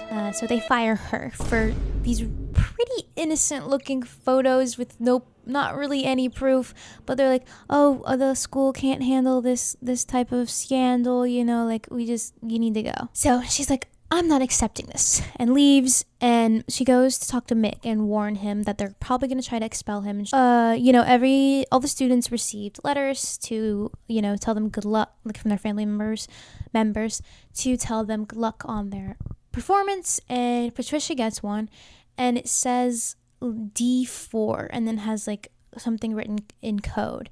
And they think that it's from Rufus because they see him in the crowd at the play later, but it's actually from Joy.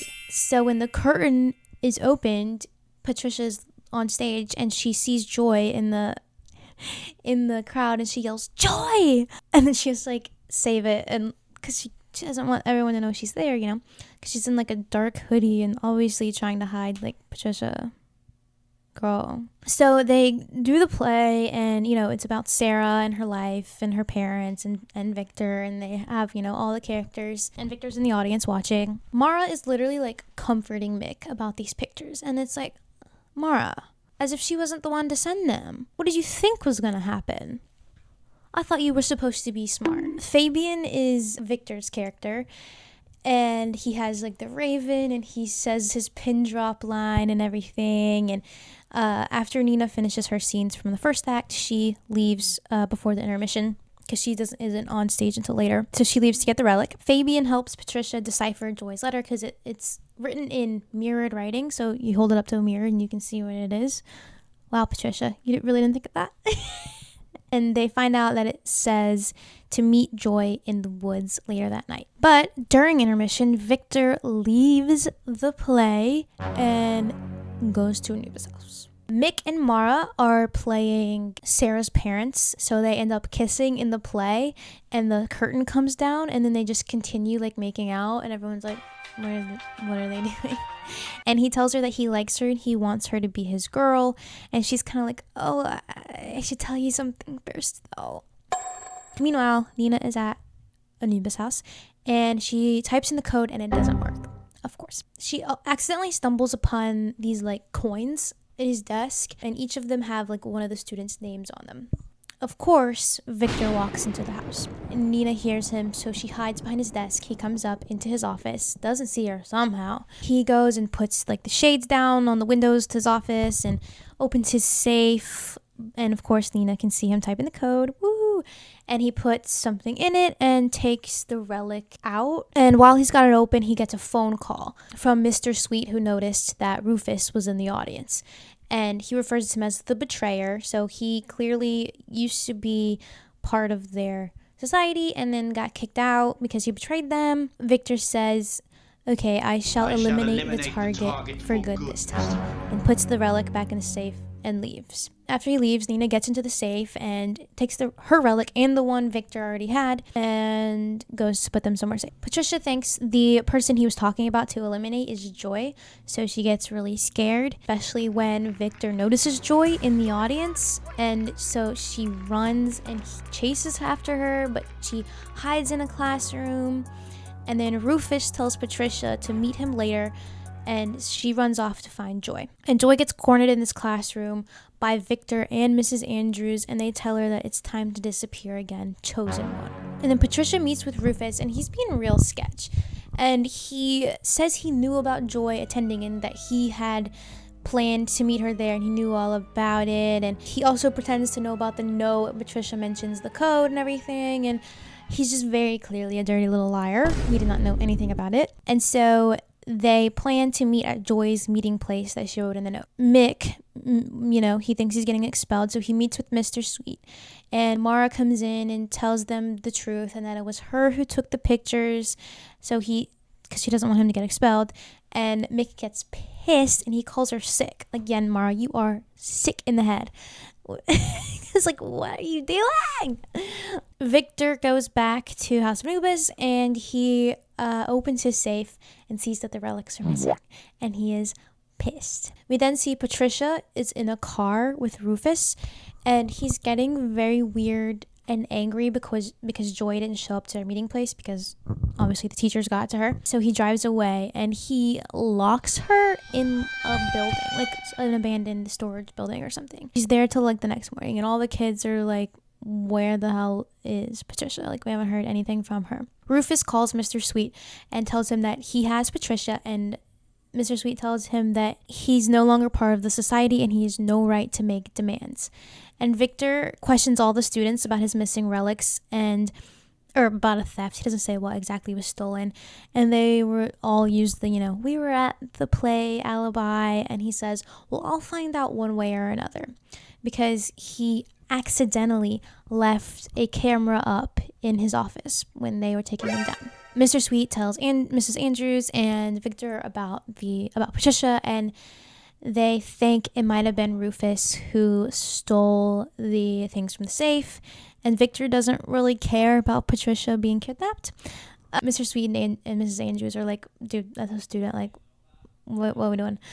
And Mrs. Robinson is back, so she has been rehired. Thank you, Mara. And so later that day, Victor has a watch party for the security tapes. And he has all the students there in House of Anubis, and he puts it on the TV, and it's a video of him like trimming his nose hairs, and all the kids laugh him out the room. And Fabian has the original tape, and Nina is so happy with him. Mrs. Andrews and Mr. Sweet come up with a plan to make an exchange for Patricia with Rufus, and decide not to tell Victor because he clearly won't approve of it. Meanwhile, Patricia tells Rufus that she left her ring at the place they were supposed to meet Joy, so that she could like kind of leave a trail if something happened. Someone would know she was there. So he leaves to go get it so no one will know.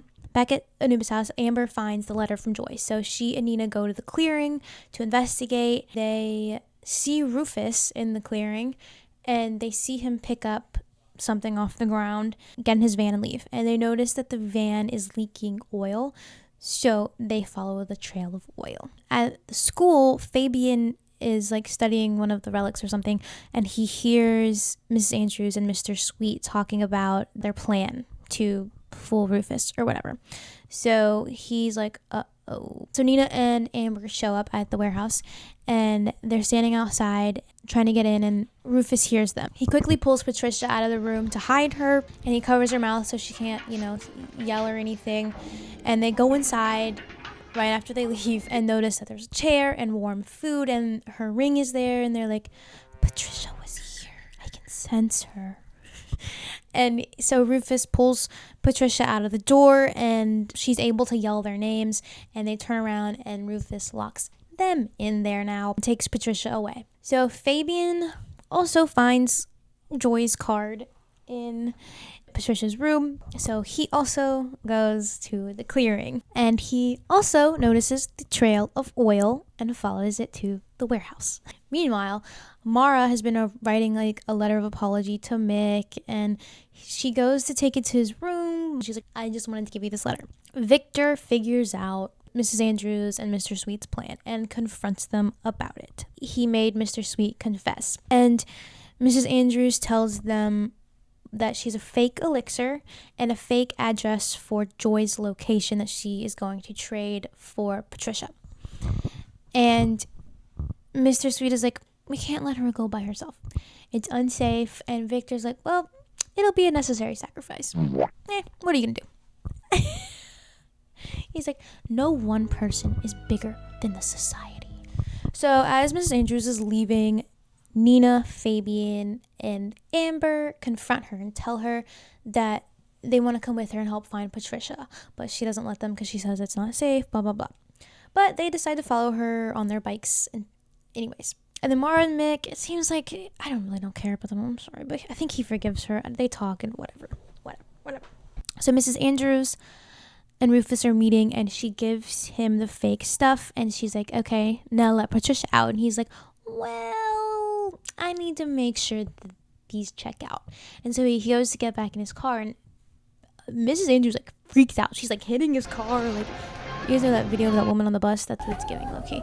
Luckily, Amber, Fabian, and Nina are there, and they have a crowbar, and they sneak around the back of the car without being seen and open the back door and get Patricia out while Rufus is in the process of driving away. So Mrs. Andrews notices them after he leaves, and she's like, oh, I was so worried, Patricia. And Patricia's like, bitch, don't give me those crocodile tears. I don't want to hear it. But you better tell me where Joy is, or I'm going global.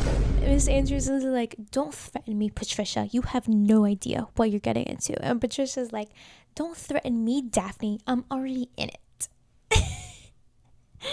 And the other two are like, Mick is leaving for his sports thing, so him and Mara have a little tender goodbye, and they all tell him goodbye and blah blah blah. And Jerome is very much giving, he has a crush on Mara, so he's probably happy Mick is leaving. And later she asks him about his parents, and he gets all uncomfortable and blows her off because I guess he doesn't like talking about his parents, whatever. So they're clearly setting something up for the second half of the season.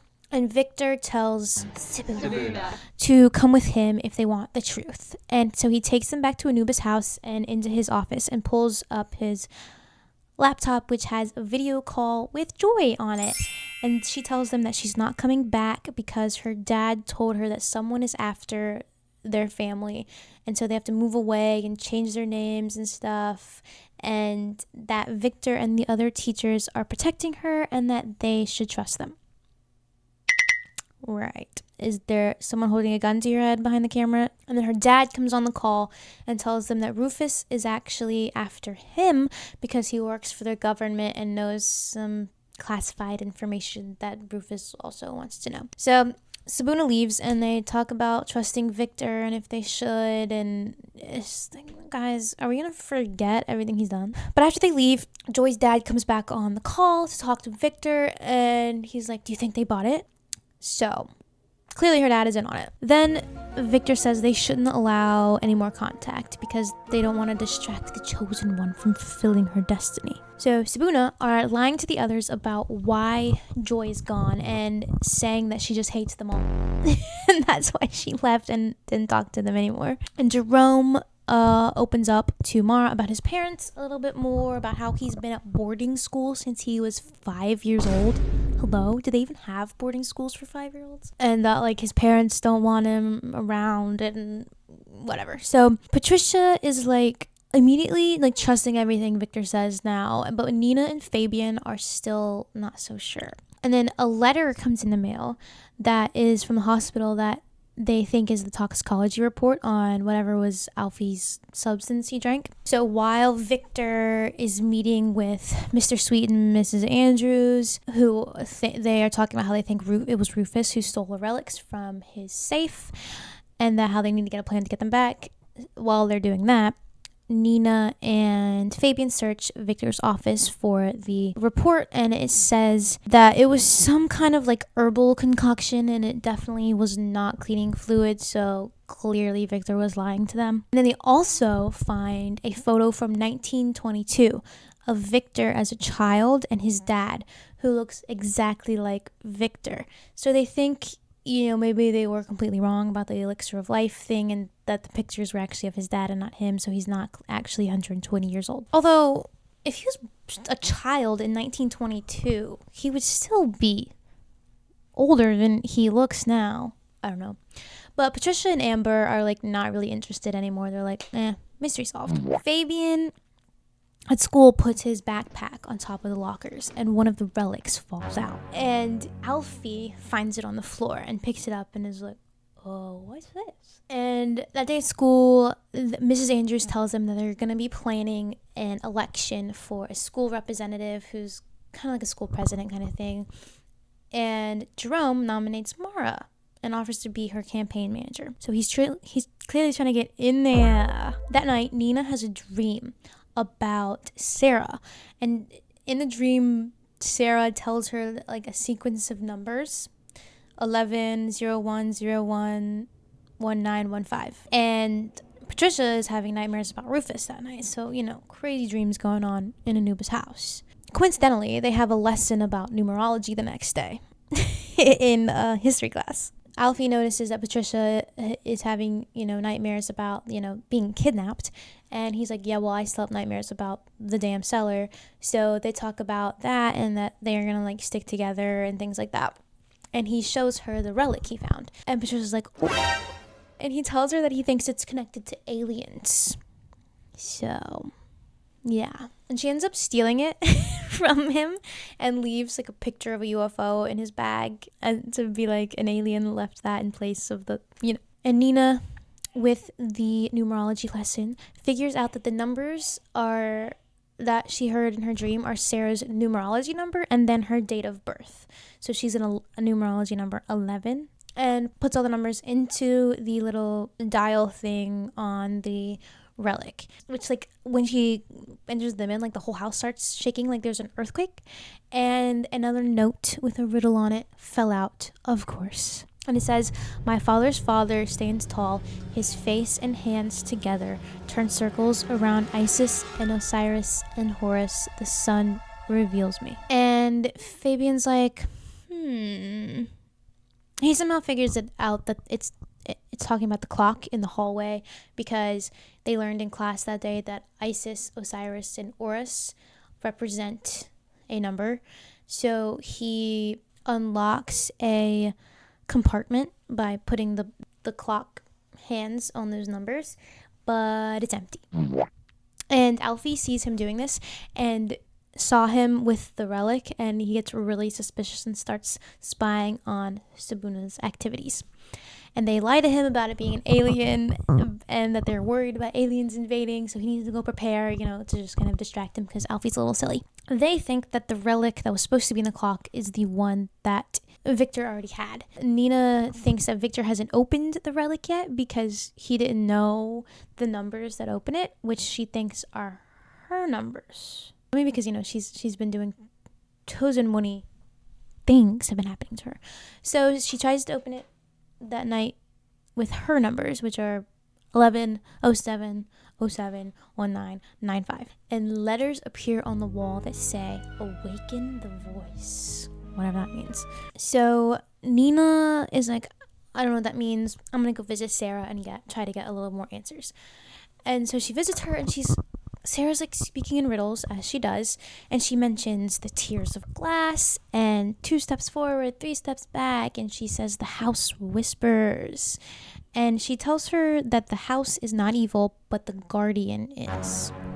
And who might that be referring to? Also, Mick is back from his tryouts in California, and he and Mara reunite, and he talks to Amber, and they have a conversation about how easy their relationship was compared to how complicated his with Mara's was. So Amber thinks that means he still likes her, and we'll see how that goes. Alfie's still freaking out about the aliens, so they tell him the truncated truth about the treasure because he's doing a lot. Mick ends up asking Mara out, and Amber overhears and gets really upset because she was getting ideas in her head. So Nina goes into the attic again to listen to the voice, and while she's up there, she's like, I'm here to listen, and a box falls off a shelf, and she's like, oh, okay. And it has an old newspaper in it about how Victor created the school, and he had the benefactors of Sarah Frobisher Scythe and Rufus, Zeno. And it has a picture of all 3 of them from 1960. And whereas Sarah has obviously aged normally, the other 2 haven't aged a day. So they put together that the elixir is actually real, and Rufus has been taking it as well. Amber, being upset about Mick's situation, announces that she is going to run for school representative as well. Go Amber. And Sabuna decides to go down into the cellar and try to get another sample of elixir, since they think they got the wrong one before, which was just an herbal mixture based on the tox report. And they accidentally let it slip to Alfie that him being in the hospital was their fault, and the stuff that he drank was from the cellar. And I'm gonna insert a clip of this because Nina's line delivery here is so freaking funny. Alfie's like, I almost died, and Nina's like, yeah, I guess so. Sorry. But Alfie volunteers to go into the cellar and get the elixir to prove that they can trust him completely with the secrets of the club because he's tired of being on the outside. And Jerome is feeling jealous with Mick being back and is all hurt and such because Mara blows him off to go hang out with Mick instead of him. So he goes to ruin it by telling Victor that Mick has candles on in his room because he's set up like a little dinner date with Mara and has candles lit. Victor bursts in the middle of their dinner and tells them to extinguish their candles, but it actually backfires on Jerome because Mick and Mara just end up laughing about it. They unlock the secret passage for Alfie, and him and Fabian go down into the cellar.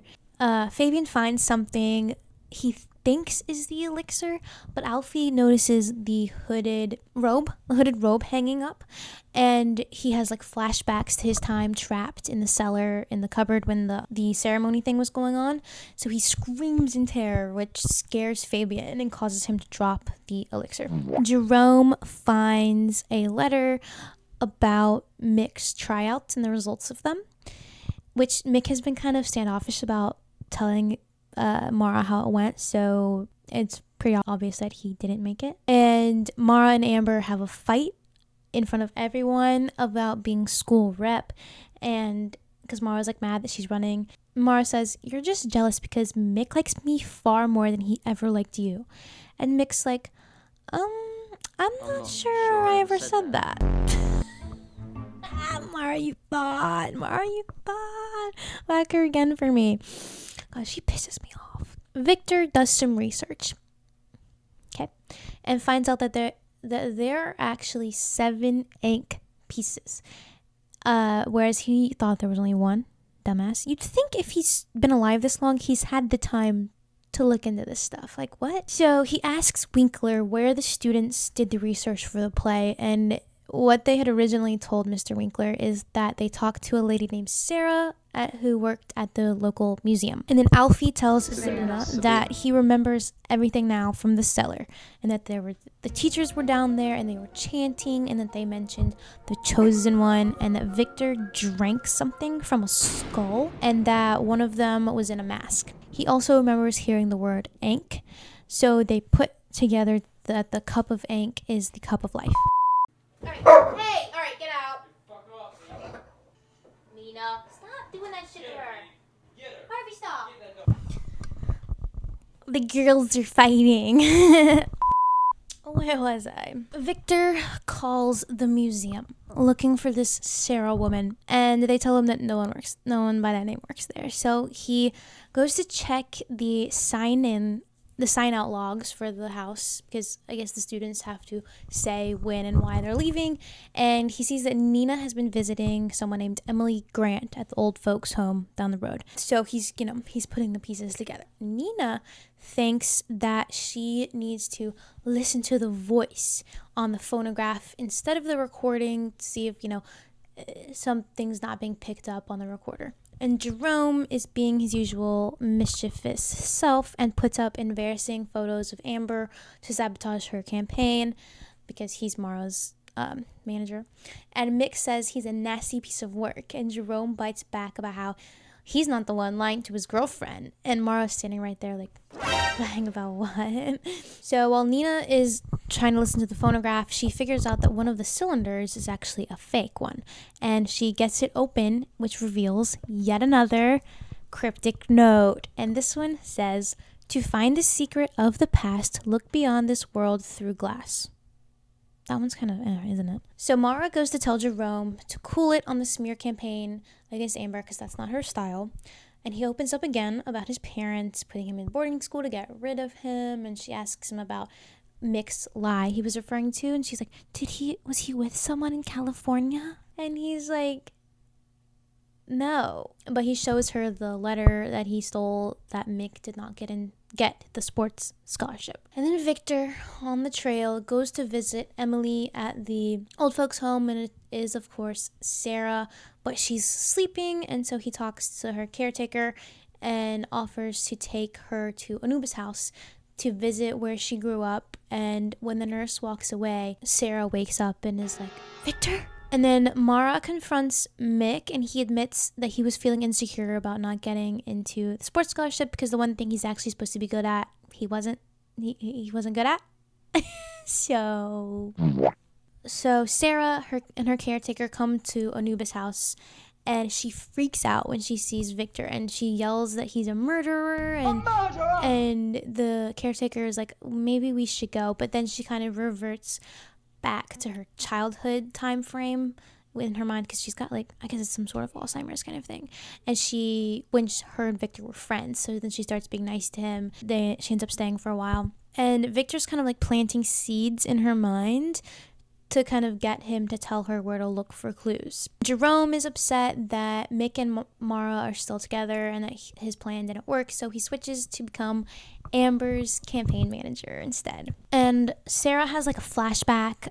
They like show flashbacks of like what she's envisioning while she's looking around the house, and they show one of Victor's dad and how mean and awful he was, and how he was trying to force Victor into getting the location of the cup from Sarah, because she had to know it because her parents knew it, but this is when her parents were gone, so they couldn't ask them. She says she will never tell because she doesn't know, and she leaves. And later, Nina sees visited in a dream again by Sarah, who says goodbye and that it's up to her now and that it's time for her to go.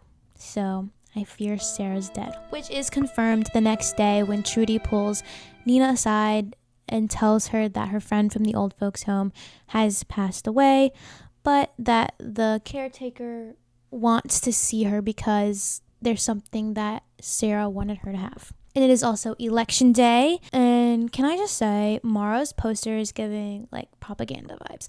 You know, they'd have their speeches that day, and of course Mara's is all smart and nice and boring. And then Amber's speech is literally just a cheerleading routine with her fellow cheerleaders.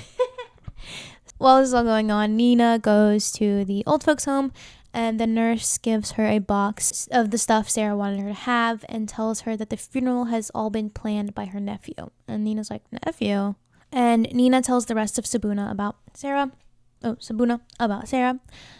how she died, and that she came to her in a dream, and they go through the stuff in the box and find a document that says Rufus's parents became the guardians of Sarah after her parents died, and they see his like birth date on one of the documents, which proves that he and Sarah are actually the same age. Mick tries to rig the election. What are you, Elon Musk?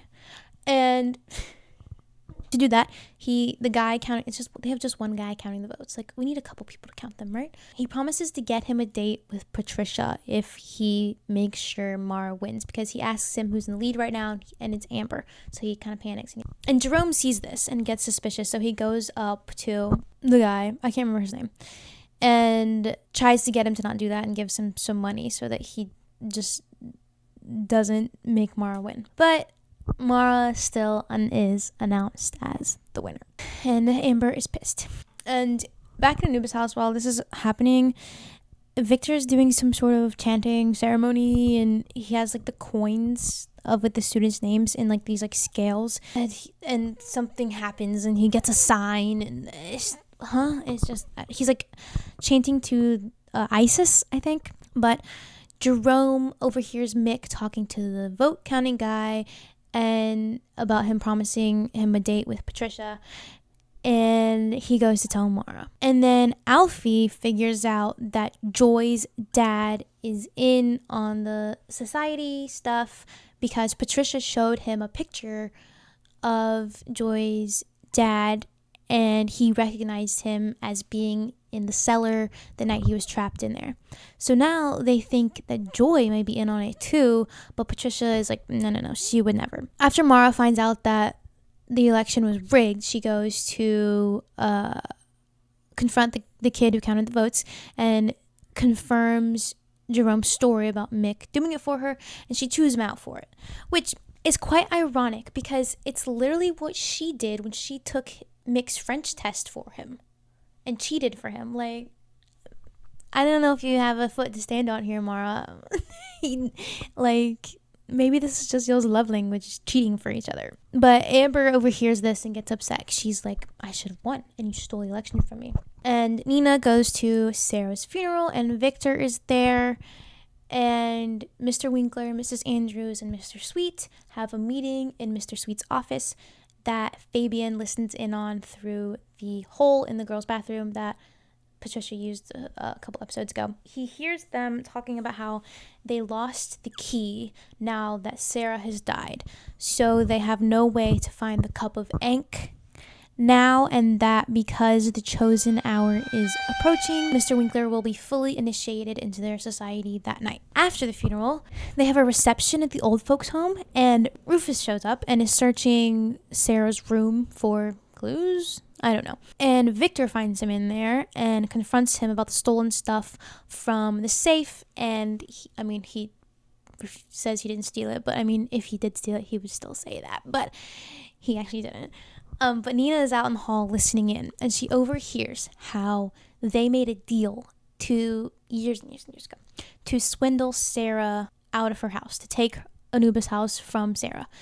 And that the chosen one, Joy, is useless on her own, and that Rufus is the only one that knows the truth and is the only one who knows what will really happen when the chosen one and the cup come together. And Victor also mentions something about having the 7 acolytes to tip the scales of life, and it's just, we don't know what they're talking about. And Nina's like, what the hell is going on? So, election news, they find out that Mara did actually win fair and square because the kid didn't have time to stuff the ballots. So he just counted them normally, and Mara still won.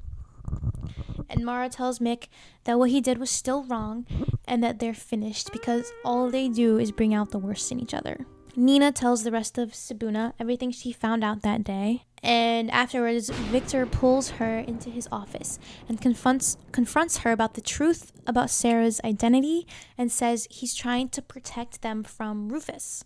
Sure. But she plays it cool and says all she knows is what he's told them, and that's that Joy's not here because of her family. And Sabuna plans to go into the cellar again to watch the ceremony of Mr. Winkler's initiation. So they all hide down there beforehand and wait, except for Patricia, who searches Victor's office for information on Joy. While they're listening in to the ceremony, they hear that Victor is actually 95 years old and that they're running out of elixir and his father had an accident before he could pass on the secret, and that it doesn't matter if they don't have the cup of ink and the chosen one because they will tip the scales of life, whatever that means. So Patricia gets Victor's laptop and she's in his office and calls Joy on there. Joy tells her that her dad has been conned into this weird society because they told him that since she was born at 7 p.m. on the 7th day of the 7th month, that she's the chosen one. Okay, Harry Potter. So Patricia, I'm sorry, I wrote Pat and my brain could not comprehend. Patricia tells her to try and get a new phone to keep in touch. Jerome wakes up and realizes in the middle of the night and realizes Alfie's not there, and so he searches the other room because he's been spying on Sabuna this day and getting suspicious of their weird whispering and activities. He sees everyone else also not in their beds, so he goes to investigate. He's listening in on them while they come out of the secret passage from the cellar. Nina goes to hide stuff in the attic and gets caught by Victor. And Patricia gets a text from Joy, so she was somehow able to get a new phone in a couple hours, even though she's locked down tight by her. I don't know how she did that, but okay. I don't know why she hadn't done that before, huh? Anyways, Jerome corners Alfie, and he mentions a couple of things that he heard Sabuna talking about to kind of bait him into thinking that he knows more than he does so that he'll admit something, and tells him that he has to tell him everything. And whatever he learns from the group, that he needs to come and tell him straight away, basically. I don't know, because he heard them mention treasure, and he wants, Jerome is money hungry. He wants the treasure, I guess. I'm not sure. So Victor takes Nina up to the attic to try and figure out what she's been doing up there. So he's like baiting her basically. He's like, oh, were you looking at this? What about this? And she doesn't give anything away, but he tells her that there will be a padlock on the door now. So Jerome steals Patricia's phone, and he steals Rufus's phone number from it because he had heard them mention this Rufus, person. And so he meets up with Rufus. He mentions the treasure to him, and he's like, I'll give you information if you pay me for it, basically. And he tells him that the students are really close to finding the cup, and so Rufus hands him a wad of cash and tells him to keep him updated on their progress. So Fabian and Nina think the look beyond the world clue could mean looking through the telescope downstairs, and it says, unleash the power and light the way, find the demisphere hidden below. And then Jerome, still up to no good, offers to buy Alfie something if he tells them what they're doing. But Nina notices their convo, and you can tell she gets a little suspicious. And Amber has had a change of heart and is trying to help Mick get Mara back for some reason. So she's helping him plan some sort of romantic gesture. And Alfie pulls the short straw, literally, and so he is the one who has to go back into the cellar to look for the demisphere because the clue said it was below, so, And Victor is supposed to be out late that night, so they plan to do it then. However, Jerome hears some of this and delays them by forcing Alfie to watch a movie because Alfie doesn't want to tell him the real stuff. So they watch a movie, and Jerome falls asleep, and Alfie leaves, and they have...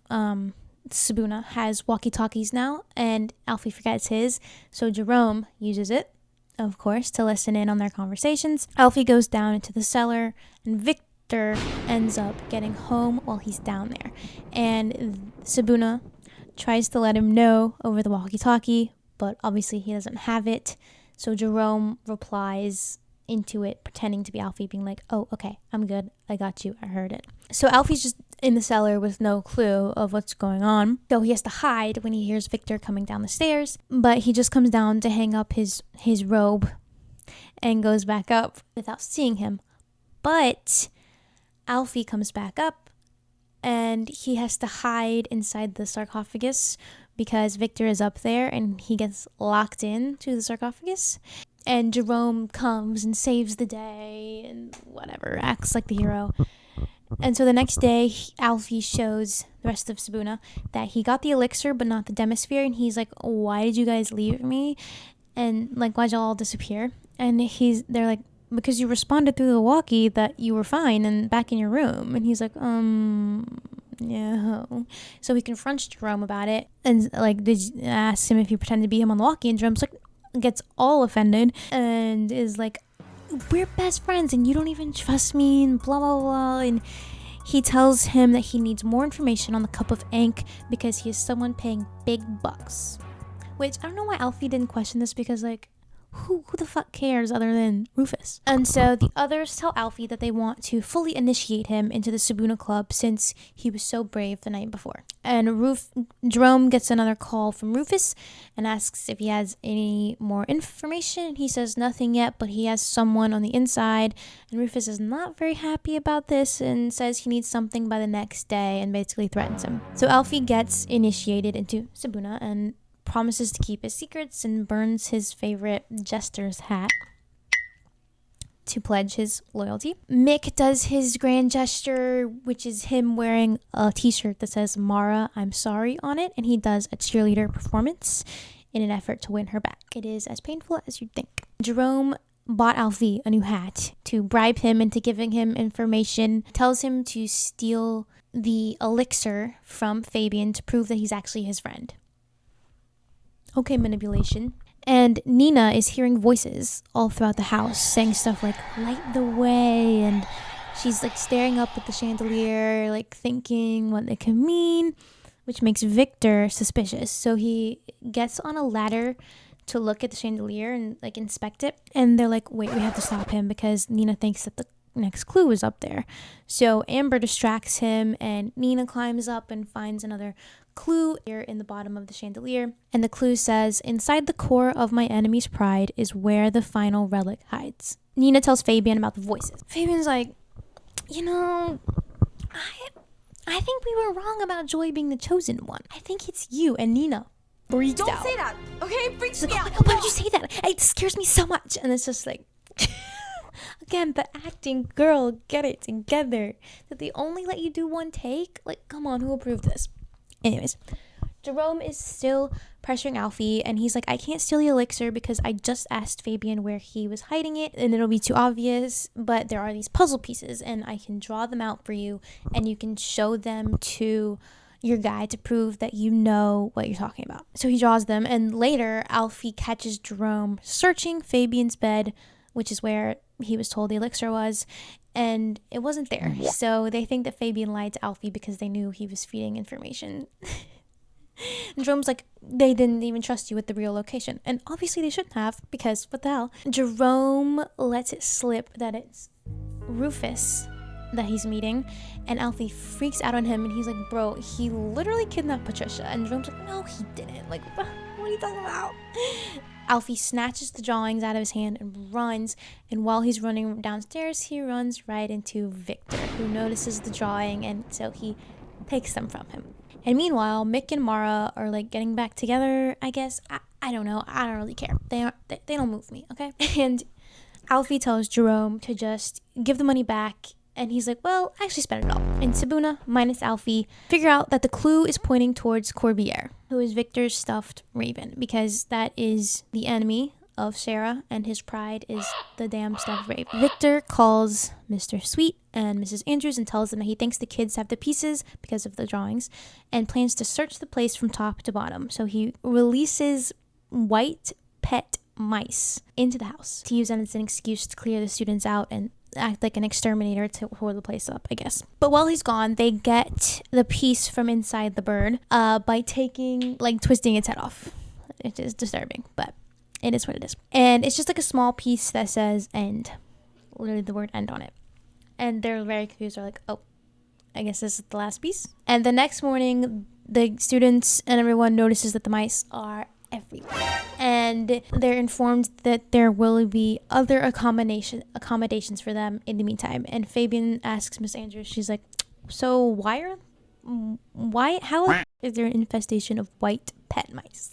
Like, and they're like, well, can we go back and get our stuff before, like, after class? And she's like, no, you can't, actually. So Jerome goes to meet Rufus, and he is dissatisfied with Jerome because he has nothing and threatens him with a mummification.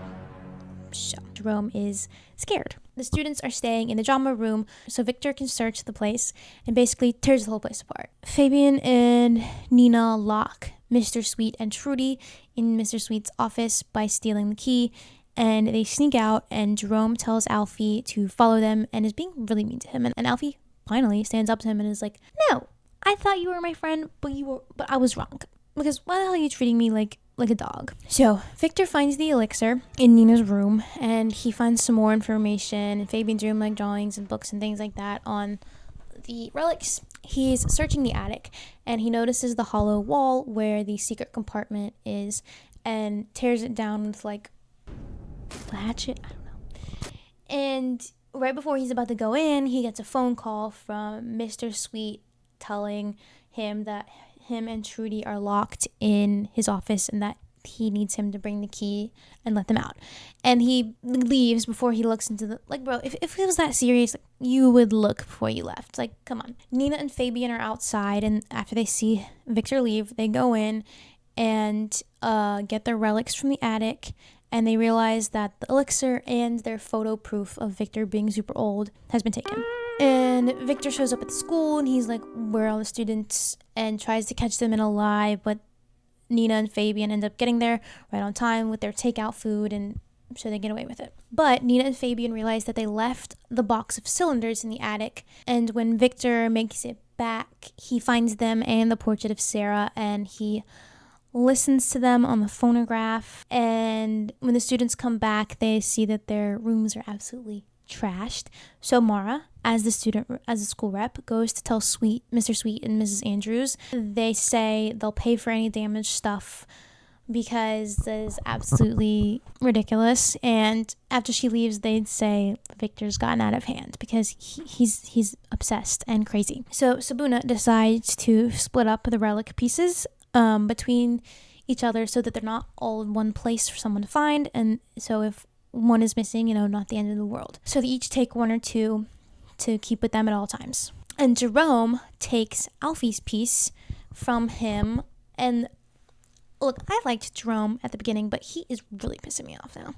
Like, I thought he was funny and silly, but oh my god, he pissing me off, bro. Like, money, like, I know damn well your family is rich and you have plenty of money. What are we doing here? He goes and gives the piece to Rufus, who tells him he needs to get all the others. And he's like, bro.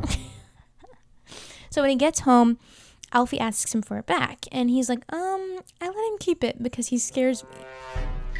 And Mara, from Amber's urging, convinces the teacher to put on a prom. And the others try to convince Fabian to ask Nina to prom. But he gets really weird about it. And Nina ends up thinking that he actually likes Patricia instead of her. Also, I haven't been including it, but there's been little moments between them through the whole season. So obviously they like each other, but they're not acting on it yet. But Victor's putting two and two together and figuring out stuff now that he has all of this information that he stole. And he's asking the kid, leaving hints here and they're asking the kids about the eighth stair and what was under there. What was under the blah, eighth blah, stair? blah. Clue? Fabian's in his room studying his pieces, his relic pieces that he is in charge of. And he presses a button on one and it was this little triangle piece, but it fans out to create this bowl-like structure. And he realizes that all the pieces fit together to form a cup. Because he has a book and it says the cup was broken into 7 pieces, and it's oh, duh. He calls a Sabuna meeting to put it together, but of course, Alfie does not have his piece. And they're like, what? So he tells them what happened, and they're all pissed at him.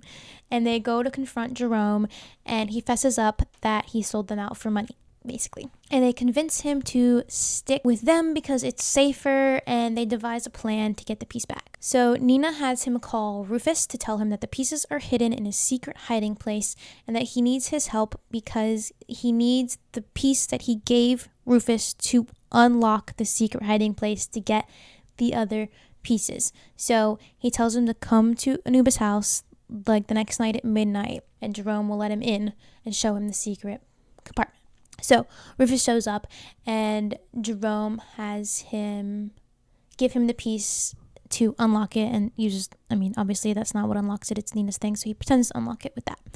And the plan was originally to have Rufus go down there by himself, but Rufus makes Jerome go first, so they are both in the cellar, so they can't lock both of Jerome in there with them because that would be bad. But Rufus finds an elixir down there that he drinks. So they just continue with the plan and hope that Jerome is able to get out before they lock the door.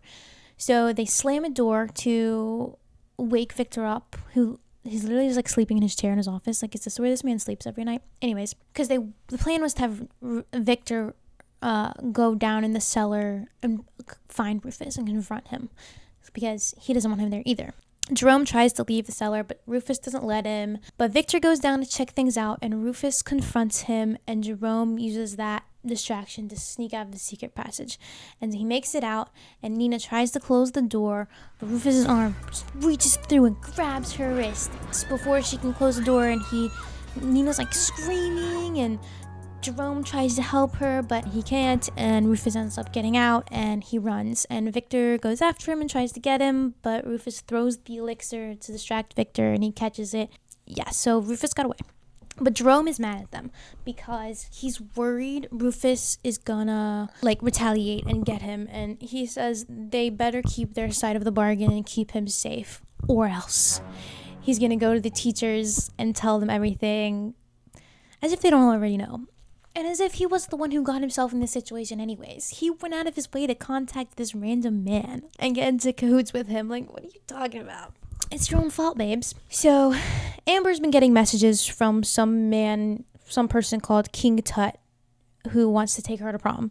And she can't figure out who it is. And she's like, oh, he's just shy and yada, yada, yada. And she thinks at first that it's Fabian because he's obviously into Egyptian stuff. And she's and so she goes to let him down easy. And Fabian's no, that's not me.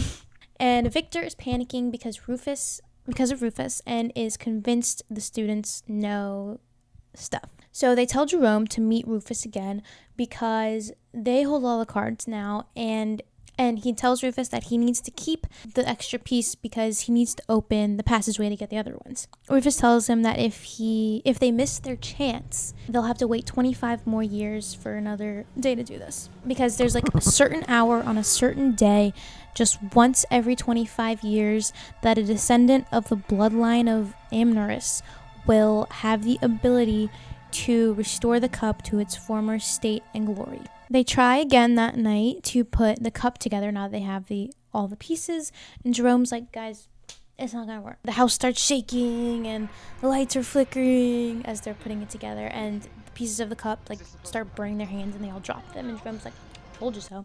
And he tells them that he'll tell them the info of when it will work if they let him into their club officially and tell him all their secrets. He tells them what he knows and that it's soon, but he doesn't know what exactly the day is, and they're like, well, that's not helpful.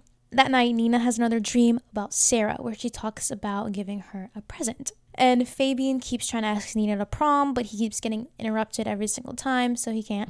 And then Rufus sneaks up on Jerome again and threatens him to get him the puzzle pieces by tomorrow morning or he's gonna be dead. As in, Jerome's gonna be dead, not Rufus. Also, through this whole episode, there's like this little plot line of Mara being jealous of Amber and Mick because she's been giving him dance lessons and he like comforts her about not having a prom date and whatever, but I don't really care. So Jerome breaks into Nina's room to steal the pieces and she catches him, and Sabuna gets him in trouble, and they decide the best thing to do is protect the pieces until after the special date so that they can't make the cup, basically. Jerome also mentions that a specific person has to put the cup together, and they put together that that's why Joy is the chosen one, because she is the one who can put the cup together. From Nina's dream about Sarah, they're like, okay, we need to look at the stuff that Sarah left her in the box, the present, basically. And they find like a map of star constellations, which goes along with what Sarah told her in her dream about Twinkle Twinkle Little Star. And Fabian uses the map to figure out the coordinates and date and time, which is of the day that the cup can be made, which is prom night, which is like the next night, I think. Patricia gets in contact with Joy to get her to, or no, it's that night actually, to get her to meet them that night. Also, Victor is listening in on this conversation, so he hears their whole plan. And he tells the other teachers, and they plan to sit back and let the cup come to them because Joy's dad checks her phone, so he's going to see, the meeting place and time, and they'll just show up there. And Fabian finally asks Nina to prom, and she says yes, and it's very cute. Now, they move me. Even though Nina's a bad actress, I still feel it, okay? And prom is literally that night, so they all get ready to go. And there's this whole thing with Amber's dress and whatever. And Alfie confesses to being the King Tut person that Amber was messaging, and she's like, I'm okay with that. So they go to prom together too. And another secret note was pushed under the door of Patricia's room that says to meet her before prom outside the history classroom. And they think it's from Joy because it has the same mirrored writing that she used in her previous secret note. But if you'll remember, Patricia also showed that to Rufus. So they go into the history classroom and it's just Mr. Winkler in there, but Rufus comes in and shuts the door and locks it, holds up this, what's the time things called? The things that do the time. Holds up this container of red something sand flies that he says are deadly, and then that if they don't do what he says, he'll break the glass. He has Mr. Winkler leave and to go get the elixir and the chosen one within the hour, or he'll break the glass and kill all the students. Okay, sir. So he goes over to open the bag of ink pieces that Patricia brought, and they're not in there. And they then show Joy in the woods with the actual bag of pieces waiting there to meet with everyone else. Rufus tries to convince the students that Joy is on the side of the teachers and that she's in on it and everything, and they're like, no. So while Joy's in the woods waiting, she calls Patricia and she's like, guys, I'm waiting. And Rufus sees that she got a call from her, and so she makes Patricia call her back and tell her to come meet there. But so she does, and before Joy can answer the call, her dad, Mr. Sweet, and Mrs. Andrews and Victor show up and ambush her and make her come with them with all the pieces. So Rufus is in the classroom flipping shit when Joy doesn't answer the calls, the multiple calls, and then her phone just goes straight to voicemail. So he's freaking out. And Joy gets taken back to Anubis' house, and they have the rest of the society show up and get ready for the ceremony down in the basement. And Mr. Winkler comes and he tells Victor about Rufus and the students and trying to hurt the kids, and he's like, well, kind of works out for us. Mr. Winkler tries to talk him out of it, but Victor's like, well, what's that degenerative illness you have again? Right, you need the elixir to live. So I think the kids will be fine. So he goes down there with them. So they start the ceremony, and Victor mentions the 7 young acolytes, and they are represented by the coins with their names on them on the scales. And Rufus tells them, the students, that he's not letting them go because they're all still alive, which means that they haven't drank from the cup yet. Huh? Nina's like, come again? Run that by me again. And Rufus is like, yeah, Victor thinks tipping the scales is symbolic. The symbolic flow of life force from the young to the old. But it's not symbolic. Like, you're actually gonna die. The price for immortality is a life for a life. And they all kind of freak out. And Fabian's like, don't worry, nothing bad is gonna happen. But Rufus grabs Nina and he's like, I'm gonna take you to the house and interrupt the ceremony. And Fabian uses this opportunity to attack Rufus and throws the thing of bugs to someone else. And Jerome grabs the key and they all get out of the classroom. And Jerome tells Nina to throw the bug container inside so it breaks. And they close Rufus in there with all the bugs. And he gets stung and collapses. So they all run to Anubis' house to tell the teachers that a student will die if they drink out of the cup. As if that will stop them. I don't think they care, or I don't think Victor cares. They started the ceremony and Joy's trying to put together the cup, but it's not working. And someone's like, okay, well then Joy's clearly not the chosen one. And then someone else was like, well, no, I think the ink pieces aren't real, so they really don't know what's going on. You think they have more information? Like they really just don't know what's going on. And it's really annoying because if you're going to be in a society like this and you're going to try to live forever and do all these things, let's do some deeper research. Winkler's like, okay, if it's not working, I'm leaving. So he runs out to go help the students. And Victor breaks down because he will probably be dead in 25 years. So he won't be able to do this again then. And the students get there and they ask Joy what happened. And she tells him nothing. So Nina asks her about her birthday. She tells them that her birthday is on 7/7 too. And that she was born sometime in the morning. And Fabian's like, I bet it was at 7 a.m. So she was born the 7th hour of the 7th day of the 7th month. Because 7 a.m. is the 7th hour. Because 7 p.m. is the 19th hour. If you're going by military time. So they didn't think that one through, did they? And they still have 15 minutes left of the hour. So they decide to go downstairs and put together the cup because Nina hears Sarah's voice telling her to do it. And I don't know why they wouldn't just let it pass because then there's no risk of anyone using the cup. And if they just literally take the pieces and hide them on the opposite sides of the country. I don't know. I feel like that seems like a smarter thing to do if they don't want people using the cup, but no one asked me. So she hears Sarah's voice tell her that she's the chosen one. And Joy tells her the incantation that they taught her. And so Nina builds the cup and she says she has to hide it for good. Except Rufus shows up and interrupts this. And he's got boils all over his face from the bugs. And he grabs Amber and he says he had an antidote all along. Duh, he wouldn't be stupid enough to do that.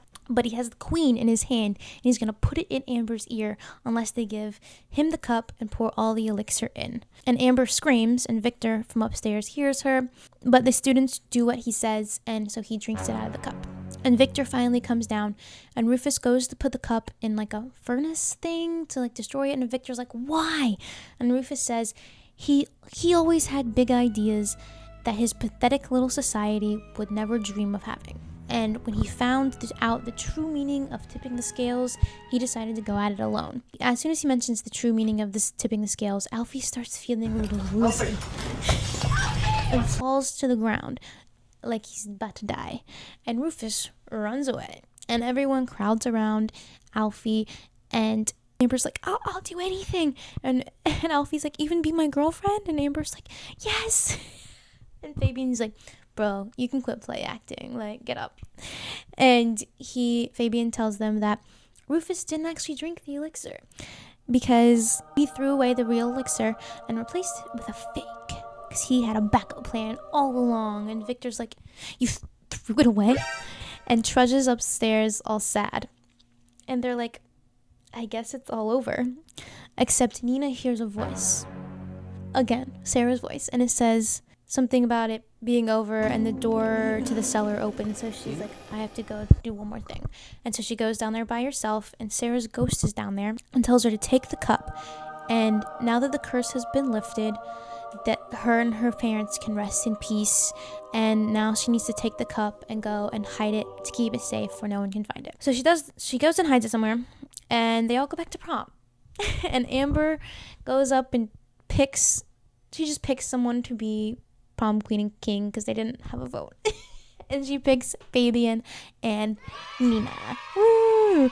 And they have a dance on stage, and they kiss. And the episode ends with an eerie shot of the cup that's like glowing in its hiding spot, which looks like it's like under the house, maybe. I don't know. And that is how season 1 of House of Anubis ends. Sibuna. No, but seriously, I had fun watching this show. I haven't seen it since I was probably 11 years old, maybe 12, I don't know. But I was tuned in. I binged it. I was like, wait. Yes, the acting was bad.